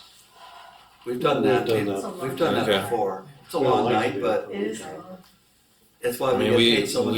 we don't have to have it on a Wednesday though. What? We don't have to have it on a Wednesday. No, I guess not. You We could could have have it on a Thursday or. it would Whatever- be whatever you easiest want. if we continued this meeting to a special meeting. Yeah. So Yeah. that everybody's aware of what that date would be. So let's just do it next Wednesday, April 1st. Yeah, but they won't be ready. They won't be ready. They're not gonna be ready till the 8th. Could we make it April 1st work?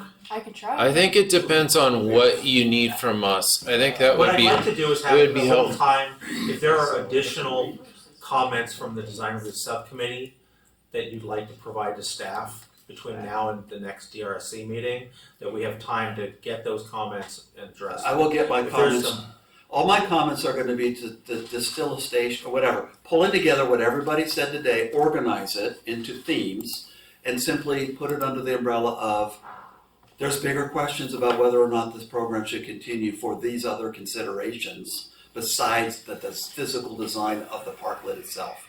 And I'll just make you a list, and I'll do that fast as I can. I'll do it tomorrow, Friday at the latest. Yeah, and I can review it. Just Yeah, I can send it to you, and you can, or send it to both of you, and let you guys both chew on it and give it.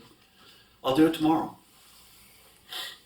Okay. So Just are we, taking what I so wrote are we not, we're not anticipating many more design related comments than what we've No. received today. I don't, Okay. man, I that's don't, a- I don't Scott. necessarily agree with the squared off thing. I think it could be on diagonal, you could clip the corners if there's a storage issue, but having this squared off, I mean, it just takes up more parking that, we've heard multiple times is a concern. It blocks the visibility of the businesses and it takes away parking spots. I think you need to have an ABC, like, hey, if we wanna take up 2 parking spots, this is the size of the parklet, you'd get this many seats on it.